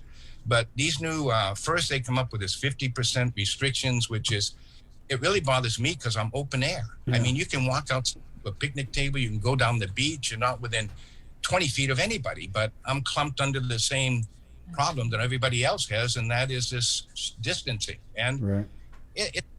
it's crazy. How about you, Rhonda? Do you guys do the food, or are you just completely closed for 2 weeks? No, we're completely closed. We don't have food. We don't have it on our license. So we can't operate with food because that would be in violation of our license. Our license is just for a bar. Right. So we actually, when we renewed our license, asked if we could start doing the food since we all have to take the Serve Save class, which is for food. It's not for limes and lemons and ice. It's for food, but we still have to have it. So we took it. We're all in compliance, but they would not let us change the license. Well, let me ask you guys this, because I talked to some people in the COVID-19 response, and what they had told me was that the bars weren't doing a good job of policing themselves. And I'm going to put it out here, and I'm going to tell you what I heard, and whether or not you guys had appropriate warning, whether or not there was any dialogue that they said, hey, this is what we're hearing. We've seen pictures on social media. Get your act together, or else. I don't know if any of that happened. But what the COVID responders are saying is that if you go on any social media, you see at the bars people from different households taking pictures all together, no mask, holding their beers, whatnot. I mean, I was sent a few examples. I saw it. How do you respond to that? Because the guidelines are interesting in that they require us to kind of segregate ourselves by household. So if you go into a place, right, no, please, of course, that's what I'm asking you. Go ahead. Because I went to brunch yesterday. Okay, brunch, and yeah, you're social distancing. They're fixing your plates, but people at your table are not from the same household. They're with your group. So how is that any different than people in bars? I just don't. It makes no sense to me. I don't understand it. I don't get it. Right, and I mean that's what I'm saying too. Is that if we're going to enforce it on one side, then why aren't we enforcing it all across? Agreed. Do you also feel, Jeff, that bars are being targeted, as Rhonda was mentioning? Sure. Any private business here is in trouble with this government. I mean, you just you complain about things like I do and see what happens in your life, okay? I'll tell you an incident here. We had a police officer show up saying that somebody complained that we weren't conforming to the rules. And, I mean, my God, maybe somebody didn't have a mask on, or, who knows what, but to have the police coming here and, this is already getting out of control. How much integrity does our government have to tell us what to do? What do they do with our tax money? Waste it. I mean, we are in such a bad situation here as private business people. We are discriminated upon. We are, they're giving money to all the government employees. Do they give any money to us, to our employees? Oh, you can get unemployment. Well, gee, that's nice, because all those big unemployment monies sit in the bank that belongs to the governor. So there's no rush to get rid of that stuff. I mean, everything here is very hard to deal with, but I love it here. I have no problem. I'll make it no matter what. Let me ask you this, guys. So what about the public health component to this argument? There are those people who say that we're in the middle of a pandemic and the governor and the government has the authority to make these decisions for the sake of protecting the public from the spread of the coronavirus. I just don't understand, why shutting bars down is going to help it. You're going to shut down a handful of bars when there's 10 times more restaurants. How is that going to fix the problem? It's not going to fix the problem. People are going to have to stay home if they're sick. If you feel like you're contagious, stay home. We check temperatures as soon as you walk in the door. We check our own temperatures as soon as we walk in the door. We make sure people wear masks if they're walking around. If you're sitting down drinking your drink, fine, take it off. Not a big deal. But you have to get up and go to the bathroom, put your mask on. I mean, we're doing what we have to do. And also, I still haven't gotten my unemployment money. So, yeah, I'm going to be out of work yet again with no help. It's ridiculous. One of the things I think in the press conference, the governor was mentioning that public health was going to go back and they were going to look at the guidelines and yada, yada, yada. Have you guys... has public health contacted you, or do you guys feel you should be a part of that dialogue and redoing whatever they're going to redo with these guidelines? I mean, if you guys, I'll let you take this. Things are ever changing. You know, 1 minute to the next, you don't know what's going on, and it's living in fear that they're going to come in here and shut you down and put you out of business. And you know, I got 38 employees that I have to think about, and this whole the information flow, everything about this is so, it doesn't seem right. I mean, 5 people on Guam, they say died of this. They were sick anyways. They were predicting thousands were going to die. They were, I mean, hundreds. I mean, it's all, what has really happened here is what we need to look at. We need to look back and say, in the last 6 months, have all these horror stories come true? And is it worth shutting down all these businesses and to take the bars and let them open and then shut them down again? That is so bad. Also, now that you have these new rules, you have to hire extra people to give sanitizer, check their temperature, clean the table. You're making us hire more people in a situation that we're making half the money because we can only do half the occupancy. It's crazy. Yeah. Well, and you know what I wanted to ask is, you guys, I think you need a seat at the table, right? I mean, it's just, to me, it's so problematic that the governor can come out and announce something that affects so many people out of the blue without talking to anybody, and then you guys are stuck holding the bag. Oh my God, we got to close tomorrow at 6.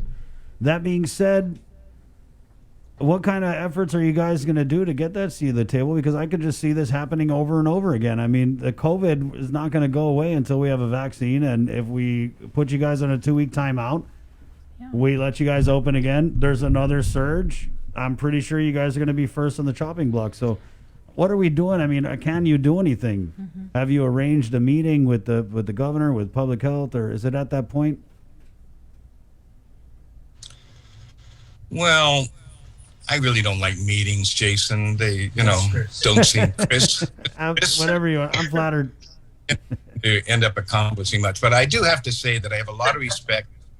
Tom, the guy that owns Lifehouse, and Regina, the one who owns Old Traditions, they're trying to organize business people. And this is what needs to happen on this. We need like our own political unit of bar owners and business owners to have some clout to represent ourselves and to tell what's the real story here. The Chamber of Commerce seems to be more of a political thing on Guam that doesn't really help the small businesses or the people who aren't involved in the Chamber of Commerce. And we actually need to adhere to what's needed. What about all these 35,000 employees that aren't working? I mean, you got to put them to work. How long can the government live off this money from the feds? I mean, that's the key. I want to see that money used up and see what our government of Guam is going to end up doing with all their people. And I mean, it's crazy that we just aren't helping the business people, that we have so many unemployed, and that our employees, I've been trying to keep everybody working, but it's very hard to do when you're making 43% of the income you were making last year. Rhonda, in closing, your final thoughts. I just wish they would have given us some heads up. I mean, if they have questions, come in and ask us. We can't help what people post on social media, but there was pictures that we posted on Instagram, which were from 2 years ago. Like, we take avid photos, and we always have at Porky's, and we post them so that customers can see themselves. It makes them feel good. They're like cared about. So we actually had somebody on Instagram kind of put us on blast about a picture and say that we weren't social distancing. And we had to tell the person that was from 2 years ago. There was no social distance back then. So, you know, I mean, just because you see it on social media doesn't mean it's happening right now. Right. That's true. This social media that we have now can make or break you. Yeah. And too often it's breaking people. Verifies it, and then all of a sudden you've got public officials down here trying to investigate or something that already happened and probably wasn't even relevant to what's going on. Right. Well, we think. So I know that, you know, that was the case with us. It was pictures from 2 years ago. So whatever. Well, thanks, Jeff and Rhonda, for taking time to talk with us. Keep us posted. And hopefully things turn around. I mean, are we going to do a speakeasy, guys? Or are we going to open up maybe in a back alley somewhere? Or? That's illegal. That's illegal. And you don't talk about it. Yeah. Oh, sorry. First rule is speak easy. Don't speak about it. Hey, Jeff, I didn't get to say hi. Hi. Good to see you. Okay. Anyway. Well, Thanks, speaking Jeff. of, Go ahead. there is so slack enforcement of everything here all the time anyways. It's just pretty crazy that you can have people saying, oh, we're going to enforce all these laws and you can't do this and you can't do that. But there's nobody coming to enforce it. And then it goes on social media or somebody complains, a customer or something like that. And now you're subject to all this scrutiny. So it's a tough world, but, you know, we'll continue to continue. Yeah, well, keep your receipts, and we'll see if we could give back 2020 next year. We'll see you guys. Thank you. Wash your hands. All right. Wash your thumbs. 9:31. Let's keep it going in the Zoom room. We know he's got to head over to session, so we wanted to bring a Democrat Senator Clinton Rigel onto the show to talk about the adult use cannabis rules and regs. Good morning, Senator. Yeah, good morning. There he is. All right. Hi, good morning. Good morning. All right. So we're about to play we did a little segment on, I kind of called it a crash course in cannabis.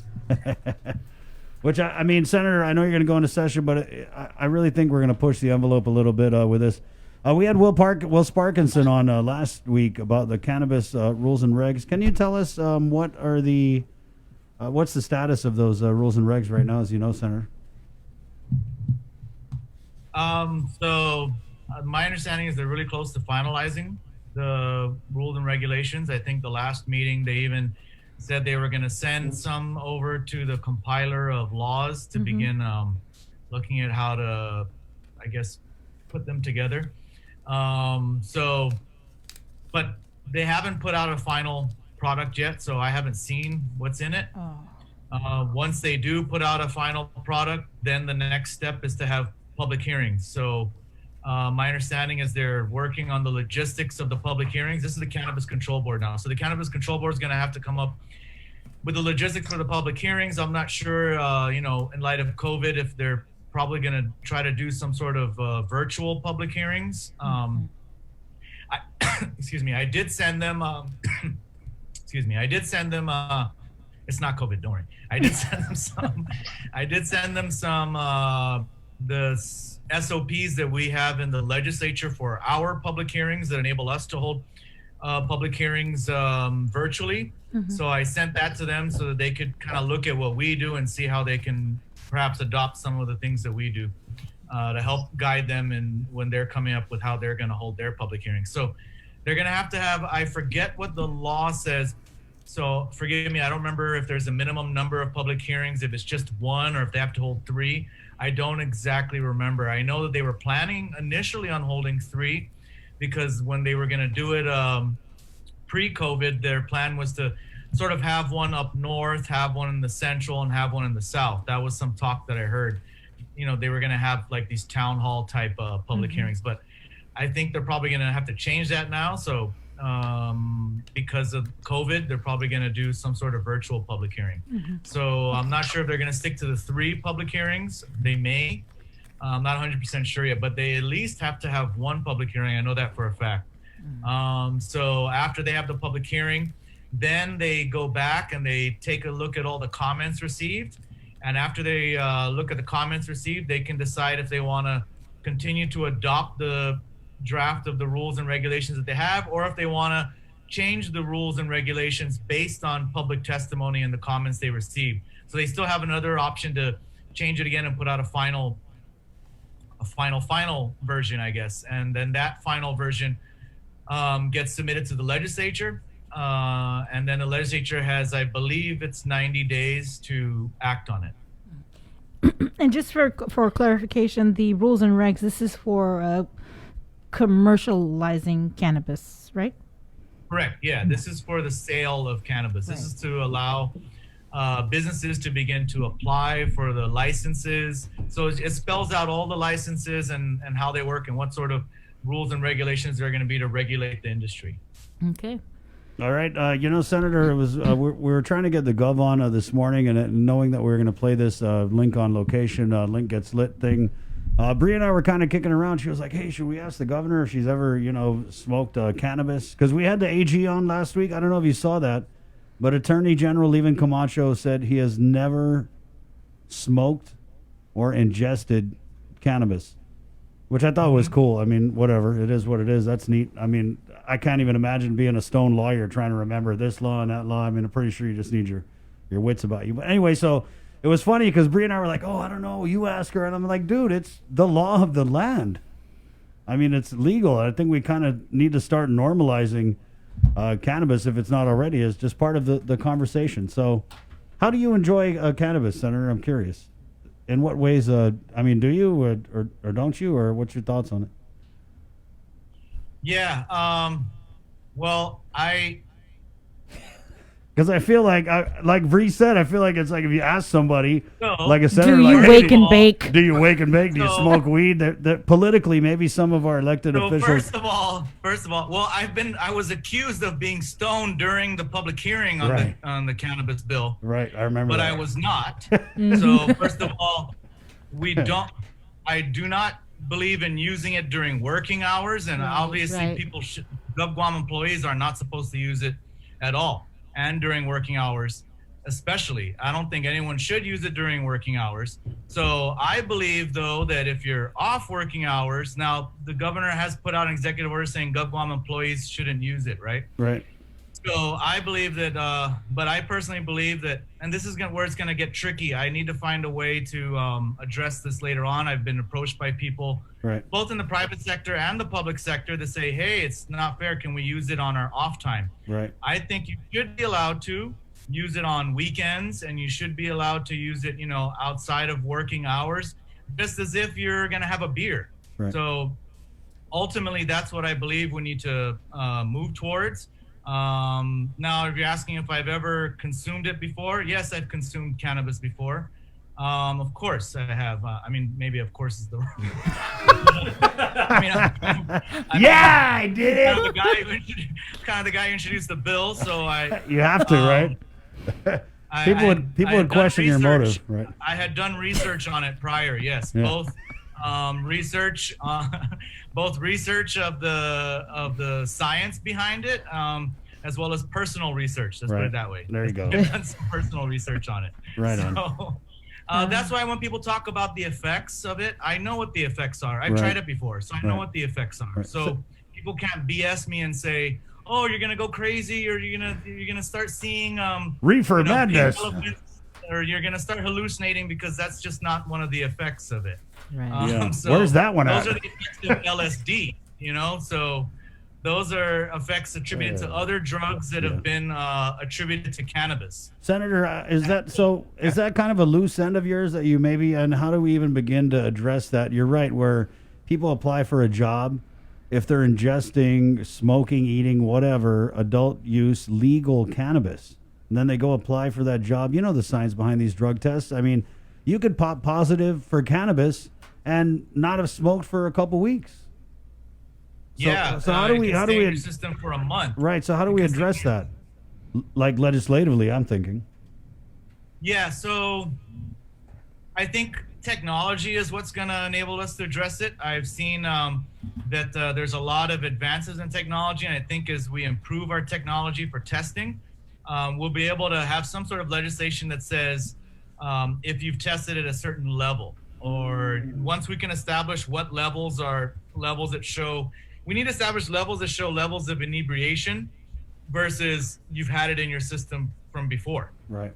And so there was a company that was bragging that they were going to have real soon a sort of breathalyzer for cannabis that would be able to, if you're inebriated or not. I don't know what's the status of that. It was in the testing phase. But I know that that's a lot of companies are working on solving this issue to improve the testing. But I'm certain that eventually we'll get there. Other than that, right now, one way to look at it is, and this is what I've told a lot of employers is, just look at your employees' performance. I mean, if your employee is showing up to work stoned and they're not performing, that's the first indicator is that they're not performing. Right. It's the same thing with drinking. Technically, someone can drink alcohol the night before, and we know this. I mean, everyone has experienced this at their workplace, whether they've done it themselves or they have coworkers who've done it. Just about every workplace has, experienced this, where people show up to work hungover sometimes, right? They went to happy hour went a little longer than expected, and then they show up to work hungover the next day. Right.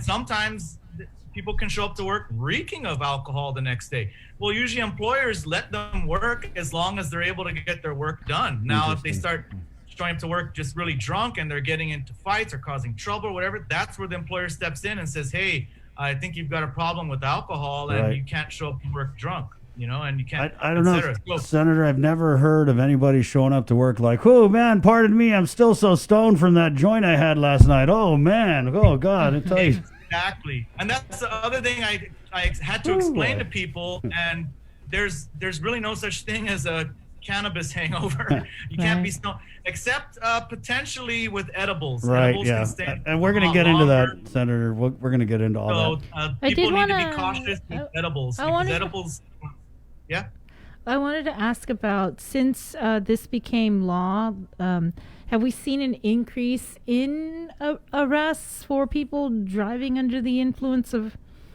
cannabis? I haven't looked at the numbers, so I'm not sure. But I don't think so. I haven't heard about that. I haven't heard either. I don't think so.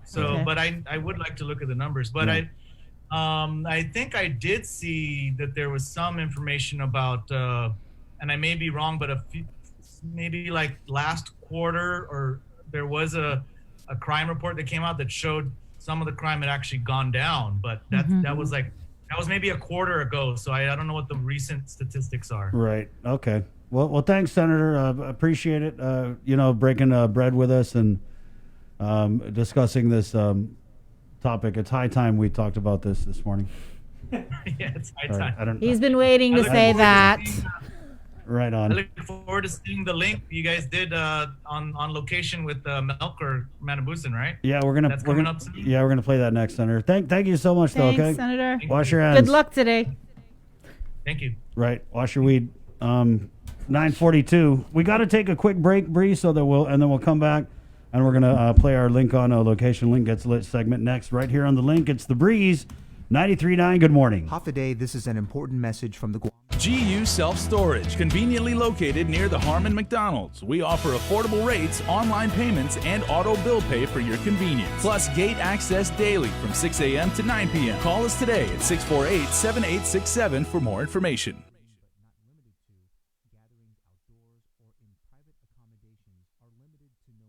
We got your 6 at 6 a.m. with the link on Breeze 93.9 FM. Bree and I connect you with all the latest news and information you need to know to start your day. Then check back with Guam's news leader at 6 p.m. for the day's top headlines with KUAM News Primetime. From 6 a.m. to 6 p.m. and everything else in between with KUAM Digital, we got your 6.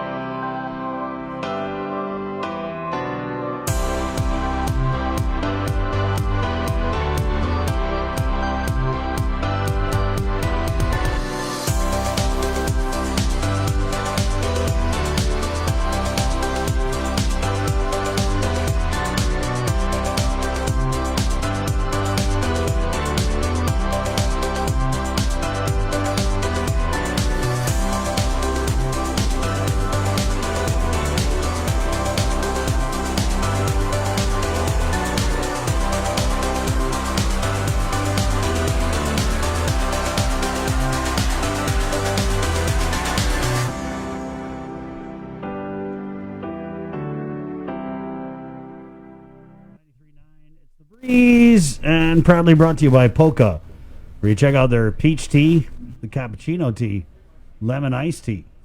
And it's all proudly distributed by Ambrose Inc., IT&E, and Calvo Enterprises, also proud to present the link on the Breeze 93.9 as we get ready for this next segment. Bree, anything you want to tell our audience before we play this thing? No. I just want to I say think sorry. It's more like, do you like to say something? Yeah, I just want to say this is, actually, personally, kind of struggled with doing this segment. But at the end of the day, I felt like, What? man, I did. Really? No, I You did? yeah, I mean, I know it doesn't seem like it, Mm-hmm. but anybody who knows me knows that I've been a long-time cannabis advocate. I mean, going back to ever since. And so I just want to apologize because I was just a little too excited in this video. Mm-hmm. But, more importantly, I kind of thought that this is a little bit groundbreaking and that we've seen national media. CNN did a segment where the reporters had kind of asked and talked about weed and smoked cannabis on it. So I feel like it's a little bit ahead of the curve here. But again, it is what it is. It's normal, it's legal, and it's adult use, responsible cannabis. And so I definitely want to thank our buddy Melker for Yes, giving us the thanks, Mel. opportunity. I just really was just, I had no idea about all the different kinds of, what'd you call it, strains? Right. Yeah, it was just like, really? There's this, there's that, there's a lot. And Yeah. that's probably what I saw is probably just not even anything. It's Really? probably like hundreds more. Or I mean, it's like 20 minutes, but we only kind of like scratched the surface a little bit and just I try know, to. Melk's like, hey, man, we're going to do another one. Right, So yeah. I'm sure Chris would really love to do another one. Hey, I'm interested. So You are. All right, so here we go, hey, guys. Thanks so much for watching. As always, we've got a great big show for you tomorrow, where we have Lieutenant Governor of Guam, Josh Tenorio, with a standing Tuesday appointment. We'll also talk with Dr. Hoa from the Physicians Advisory Group, and find out what they're doing in terms of this latest surge of COVID positives. That and a whole lot more tomorrow on the link right here on the Breeze 93.9. We leave you with this: the link on location. The link gets lit. Good job today, Sabrina. good job. My name's Chris. Está. Adios. Bye. Be safe. Link on location, Sabrina and I. And Bria, I was thinking, adult use cannabis, it's been legal for over a year, and we've never done a single story on a stoner. On a stoner? No, a cannabis connoisseur. A cannabis connoisseur. Yeah, Okay, so cannabis stoner, connoisseur. gone, connoisseur of cannabis, here. And we're going to check our buddy Champ, Melker Manabusan, who I think is one of the most renowned Cannabis connoisseurs on this island. Right, and so let's kind of do a crash course in cannabis with Melker Manabusan. Whoa! Whoa! Whoa! I think we need a gas mask. Thanks for having me on your show, Right, and yeah. thanks for thinking of me. Appreciate that. So I just have a couple strains and a couple growers. So over here we have, this is from Mariana's Grown. We have an 808 pie cake. We have Gatorade Melanade, and we have a Kwai Butter number 4 from 808 Genetics. So this is really good. Again, these are all grown here in Guam. Okay. They're obviously nothing's for sale. And here's another one of my favorites too, right here. Mariana's, Guahan Ganja. Guahan Ganja 671. These guys do a lot of fire. So this is one of my favorites. This is an old school. This brings me back to like 2001. It's a White Right. Rhino number 1. Mel, and I'll take you back. Are you okay, 2001. Want to smoke? No. No? Why not? I don't smoke weed. Oh, well, She you're only eats gonna it. try today. We'll have it's like sipping a wine. We just take one puff. Everything will be okay. Champ, so a strain like White Rhino, I mean, Yeah. if you go back to 2001, this Yeah. was rare. I Rare, mean, very rare. legendary if you had this It's on an Guam. original strain. Right, and Yeah. so just not being able to get this on Guam unless you had a good connect way back in the day, and now people being able to grow it completely legally. And so I'm going to Yes. go ahead and take this out. Yeah. Champ, Whoa. just for people who are You like cannabis newbies. Yeah. Can you kind of explain what kind of strain is White Rhino, and then maybe go into the different types of cannabis and the things that they're good for? So right now, if you have a look right here, Ken, White Rhino, this is a hybrid strain. So you got, I don't know the percentage of it, the sativa and indica, but it's a mixture of both. Why do I personally like this strain? This is one of my personal favorites. I actually been to Amsterdam 9 times, but 7 times to chase this particular strain. I know, right? But it wasn't because I was a stoner. It's because there's a lot of things to this plant that has a lot of medicinal properties that it's not. So I'm literally broke from my neck to my toe, literally, right? So do I take Motrin? Do I take Tylenol? Do I go see the doctor? Or Melk, you got to get a surgery? So I'm thinking this is really like something that really helped me a lot through my training times. And when I was competing in wrestling, this was one that really drew a lot of attention to me. So White Rhino, you're saying this is good for body aches and physical ailments? Because it's a hybrid, you get a little bit of both. So you get the head high and you get the body high, Right. you know? So it's kind of like it's an all-in-one for me. And then Right. it smells good, it tastes good, it looks pretty. Look It at does, that. yeah. That looks pretty. They all look the same, guys. They don't, Bree. Actually not. Actually Yeah. not. If you have a look, you take a look at them. They all have different textures, different looks, different trichomes. So I'm really confused because I thought weed was just like weed, and prior to coming here, all I knew was like there's sativa, indica. Indica, yeah. You know what I mean? Indica, yeah, indica. Yeah. So, Champ, So could are you- these? What is this? This is sativa or? Yeah, what so is this one here, so the wedding cake is this a hybrid. This is right now, this is a Mai Tai 8. This is another hybrid. So this grower, it's very clear that this grower over here at Guahan Ganja, he likes a lot of hybrids, and which is cool. I mean, So- nothing wrong. Yeah. Can you just explain the difference between indica and sativa? So an indica is more of a body high. For me, that's more of an after 8 p.m. You know what I mean? Like that's when I'm at home already. A nightcap. A nightcapper. So sativa is more of an upper strain, so you get more of a head high. And you get so like I can like take a puff of sativa and box. Like I can see the punches coming. I can bob and weave. Like a pre-workout? Man, it's an all around for me. Like for it, so it's more of an upper. Like if I read a lot faster and type a lot faster when I'm on sativa, like I'm like it sounds like I know what I'm doing. You know what I mean? But that's pretty cool, right? So I like that. And also, if I hit sativa before I play golf, it makes me zoom, focus and zone out. So And for those old school people, sativa would be like you think about your old school Palau weed. You know, back in the day, people were smoking all the Palau. Palau is a sativa strain that grows like in the equatorial part of the globe, and these are strains that thrive in tropical and humid environments. And for the most part, the sativa buds tend to be less dense, so that the moisture that comes with these humid climates doesn't. They kind of gather and create conditions for mold, whereas indicas are denser and thicker in colder climates, and those are more likely to mold in a humid environment like Guam. And so people create hybrids. But I want you guys to try this one. This is a wedding cake. I really like this one. This is really nice. Where do these names come from? I'm sorry, but like pie cake, Gatorade. So- like, Yeah, you're right. So Makes I can tell you. So like originally, so you take this original strain like a White Rhino. This is like a 30-40-year-old strain. That's old. Just as old as me. Where a wedding cake was bred maybe like in the last 10 years. I don't know, but I know wedding cake's a very new strain. It's got to be like 3 to 5-year-old strain. Mhm. And this was bred by the California growers from Jungle Boys. Yep. It's really strong. Another thing I would like to show- I'm not smoking people, Yeah. but that smell is like. So let's go turn the piercing. camera over here. So this is Cocoa Nugs. Cocoa Nugs, it looks, if you have a look at it, it looks like it's weed, but it's really candy. It's just chocolate. It has no THC content. We saw this at Coffee Slut.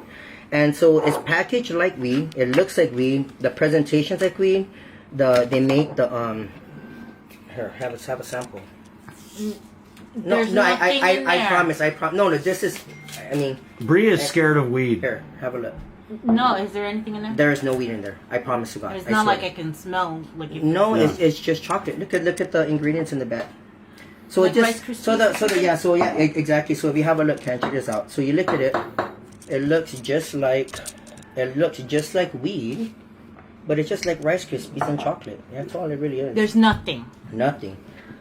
or I wouldn't. I could be selling my coffee sip. It has no THC, it has no CBD. It's just a gimmick. It's more of like a novelty item. It's a item. novelty item. Yeah.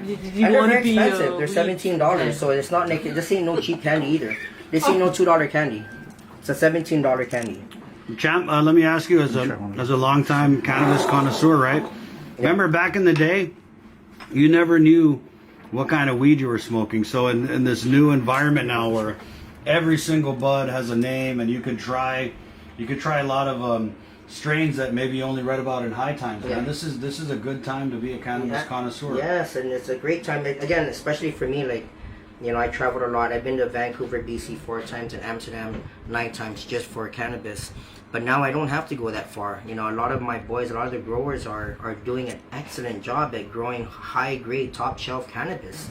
These are top-shelf cannabis, so I don't have to get on the plane anymore. And the beauty, it's thank God they're my friends, because they're not allowed to sell, but they give me some samples, and that helps this is my entertainment and my relaxation time, you know. So, but it's really, really good stuff. Another one over here, check this out. So this is one of my personal favorites. You know, shout out to the boys over at Mariana's Grown. This is Keef. This is hash. So it's called Dry Sif. And Dry Sif, it's so you take all the trichomes and all these crystals that come off of this and come off the bud, and it falls through this net. They shake it off the leaves and the bud, and they press it, and you get this thing, and it's a Dry Sif. It's hash. Smell this. Nice. Look at this. Hash doesn't sound legal.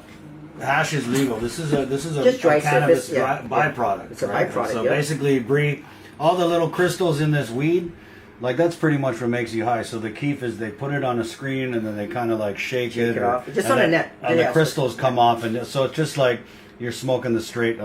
Yeah. So you're not combusting all this plant matter. Plant matter. Yeah. I was gonna say junk, but it's not junk. But you're getting just that fine product. So this is like I recommend this for athletes and people that cannot smoke a lot.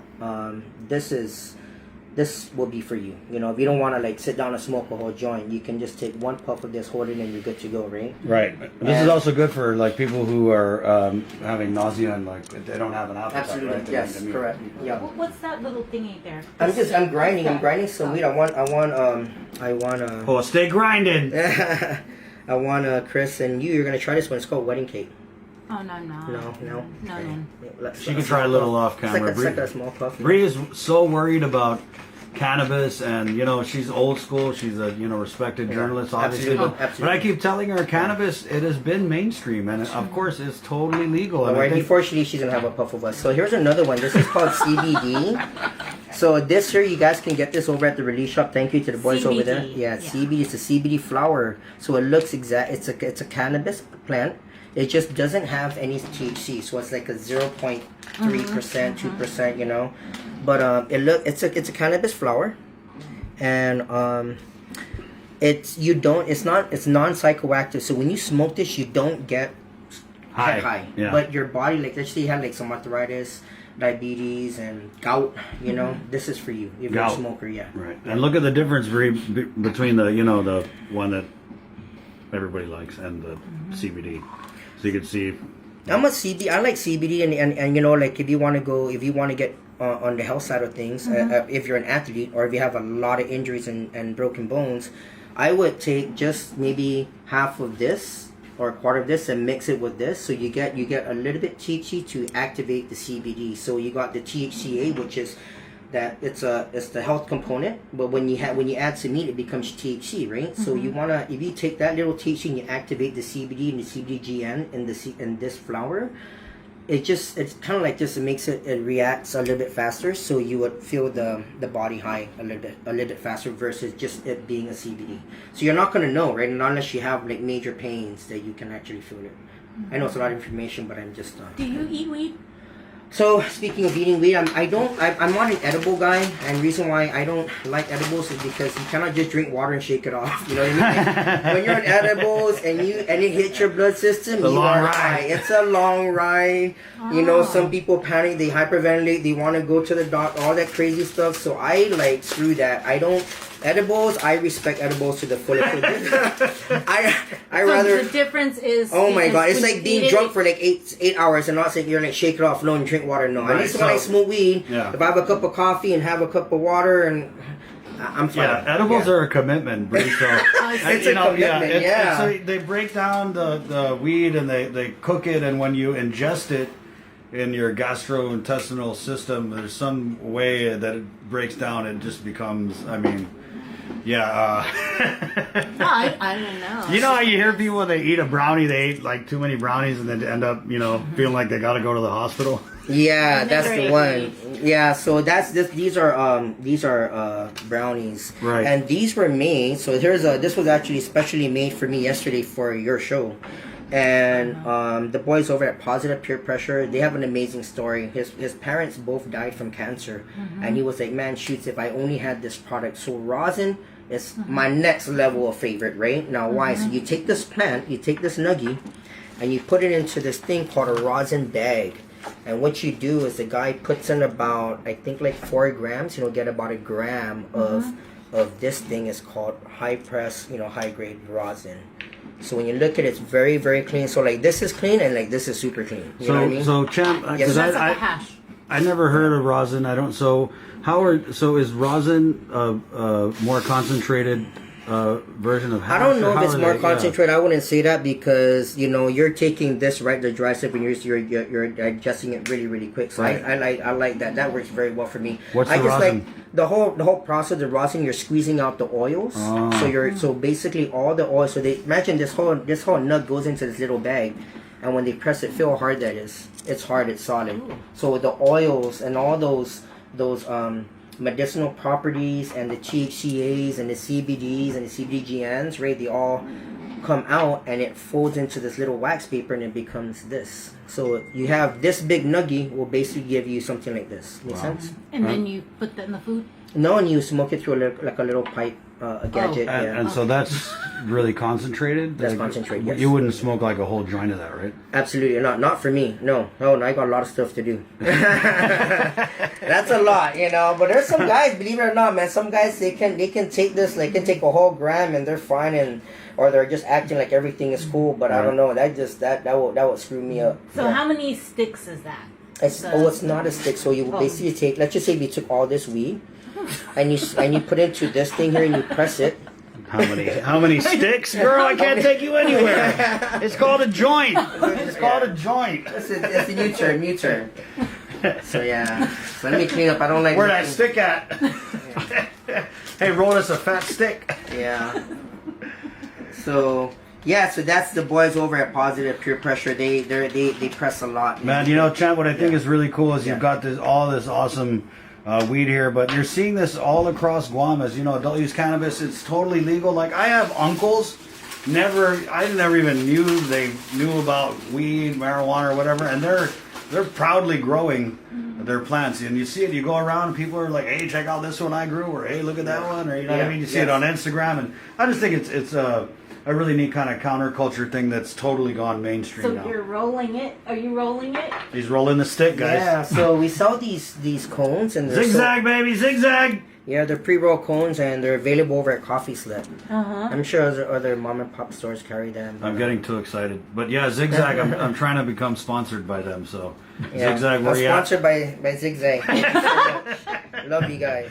So this guy went from sponsorships as a fighter, yeah, to now he's a sponsored yeah, and stoner or cannabis connoisseur. It helps.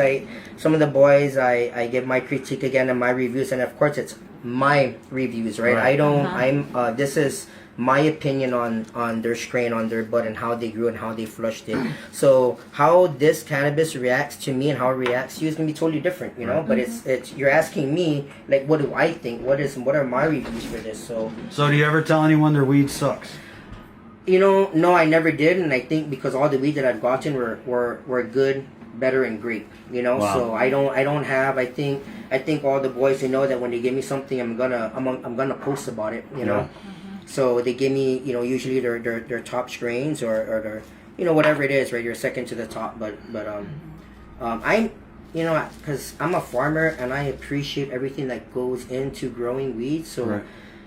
even like the crappiest bud out there, I'll probably think of it and find something good about it. You know, maybe if I'm not gonna get a great head high, but I'm gonna get a nice body high, and if that's the case, I'll probably make my neck feel better. Right. You know? Hey. So I'm always gonna think of something positive about it. Those people who out there who it's legal, and I see this a lot, especially with you ladies, right? It's like, oh, we never tried smoking cannabis. Oh, let's all go get stoned together. So what is a good, I don't know, an introductory strain, or what kind of strain would you recommend for those people who just figured, damn, this stuff's legal, let me give it a toke. It's high time. Definitely, I would go over a sativa or hybrid. I wouldn't give them a straight indica because you don't want them to get a bad experience. Sometimes when people, it's like when you get drunk for your first time, you're really drunk, you're throwing up, you're stumbling, you're hurting yourself, whatever, and it's not a fun time. I think a great time when you're drunk is when you have a couple rounds of great friends and you're able to laugh and enjoy the buzz, right? So same thing like when you smoke cannabis, you don't want to get like towed up the first time you smoked and you have this bad experience. You don't know where you're at. You can't drive. You can't operate anything. You can't get on the computer. So that's not good. And that's what sometimes a heavy, strong indica would do. So I sometimes call it like a heavy smoke. A heavy smoke means it's very, very. It has a really strong skunk taste and skunk smell, which I like, but it hits you instantly, and it hits you in the back of your head. So that's something you don't want to give to a brand new smoker. In my opinion, again, this is all my opinion, not a right. Yeah. Right. I mean, but you kind of seem more like the guy who's going to be like, "Hey, try this brownie." No, and that's another thing. Like, I respect edibles so much, and like I don't take that as a joke. Right. So, again, please get high responsibly, smoke responsibly. Don't. This just seems like a really fancy rolling weed thing. Yeah, so this is I thought people roll it with like the paper things. They do. This is we saw those like too. you got a whole bunch of. Bree, so this is what they call a cone, right? So this is made by Zigzag, which is the best rolling paper company. I mean, they've been around forever. Who doesn't know?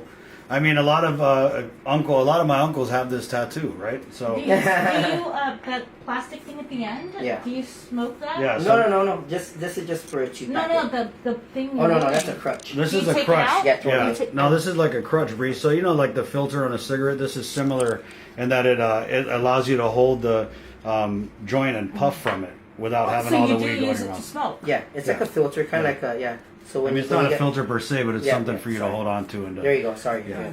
And so this is a cone. So can you take it out and then I thought I've seen joints, sticks, weed, whatever, without this whatever this Yeah, thing is. so this is a like cone. New, Yeah, it's this like is new school kind of stuff. This is a right? cone, and you're right. It is kind of a newer thing, and it's made for people who don't know how to roll with the regular paper. Yeah. And so you're talking about. But I do know how to regular roll. paper. I'm just. Right. I think that it's cool, man. So you get this and you chop up the weeds. You can see like Champ's doing, and then you use this little straw to like compact it and put it down, and then you have a nice, cool zigzag cone joint. Yeah, it looks really fancy. Yeah. Yeah.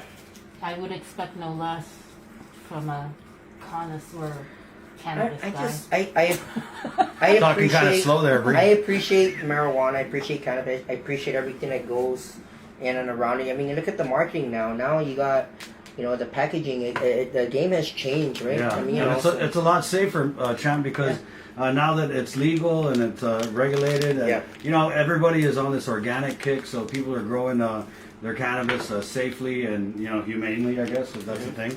Yeah. So we have a joint here of the wedding cake number 2. Tell us a little bit about this strain before we spark it up. So it's a wedding cake number 3. This is grown by Guahan Ganja 671. The guys, they really grow really, really great fire. And also I like the fact that they always flush about 2 weeks or more. So that's what I like. So this strain They flush? Flush, so like you don't want no nutrients. You want to just give it water for 2 to 3 weeks, so it flushes out all those nutrients. Before you so cut you have a clean smoke.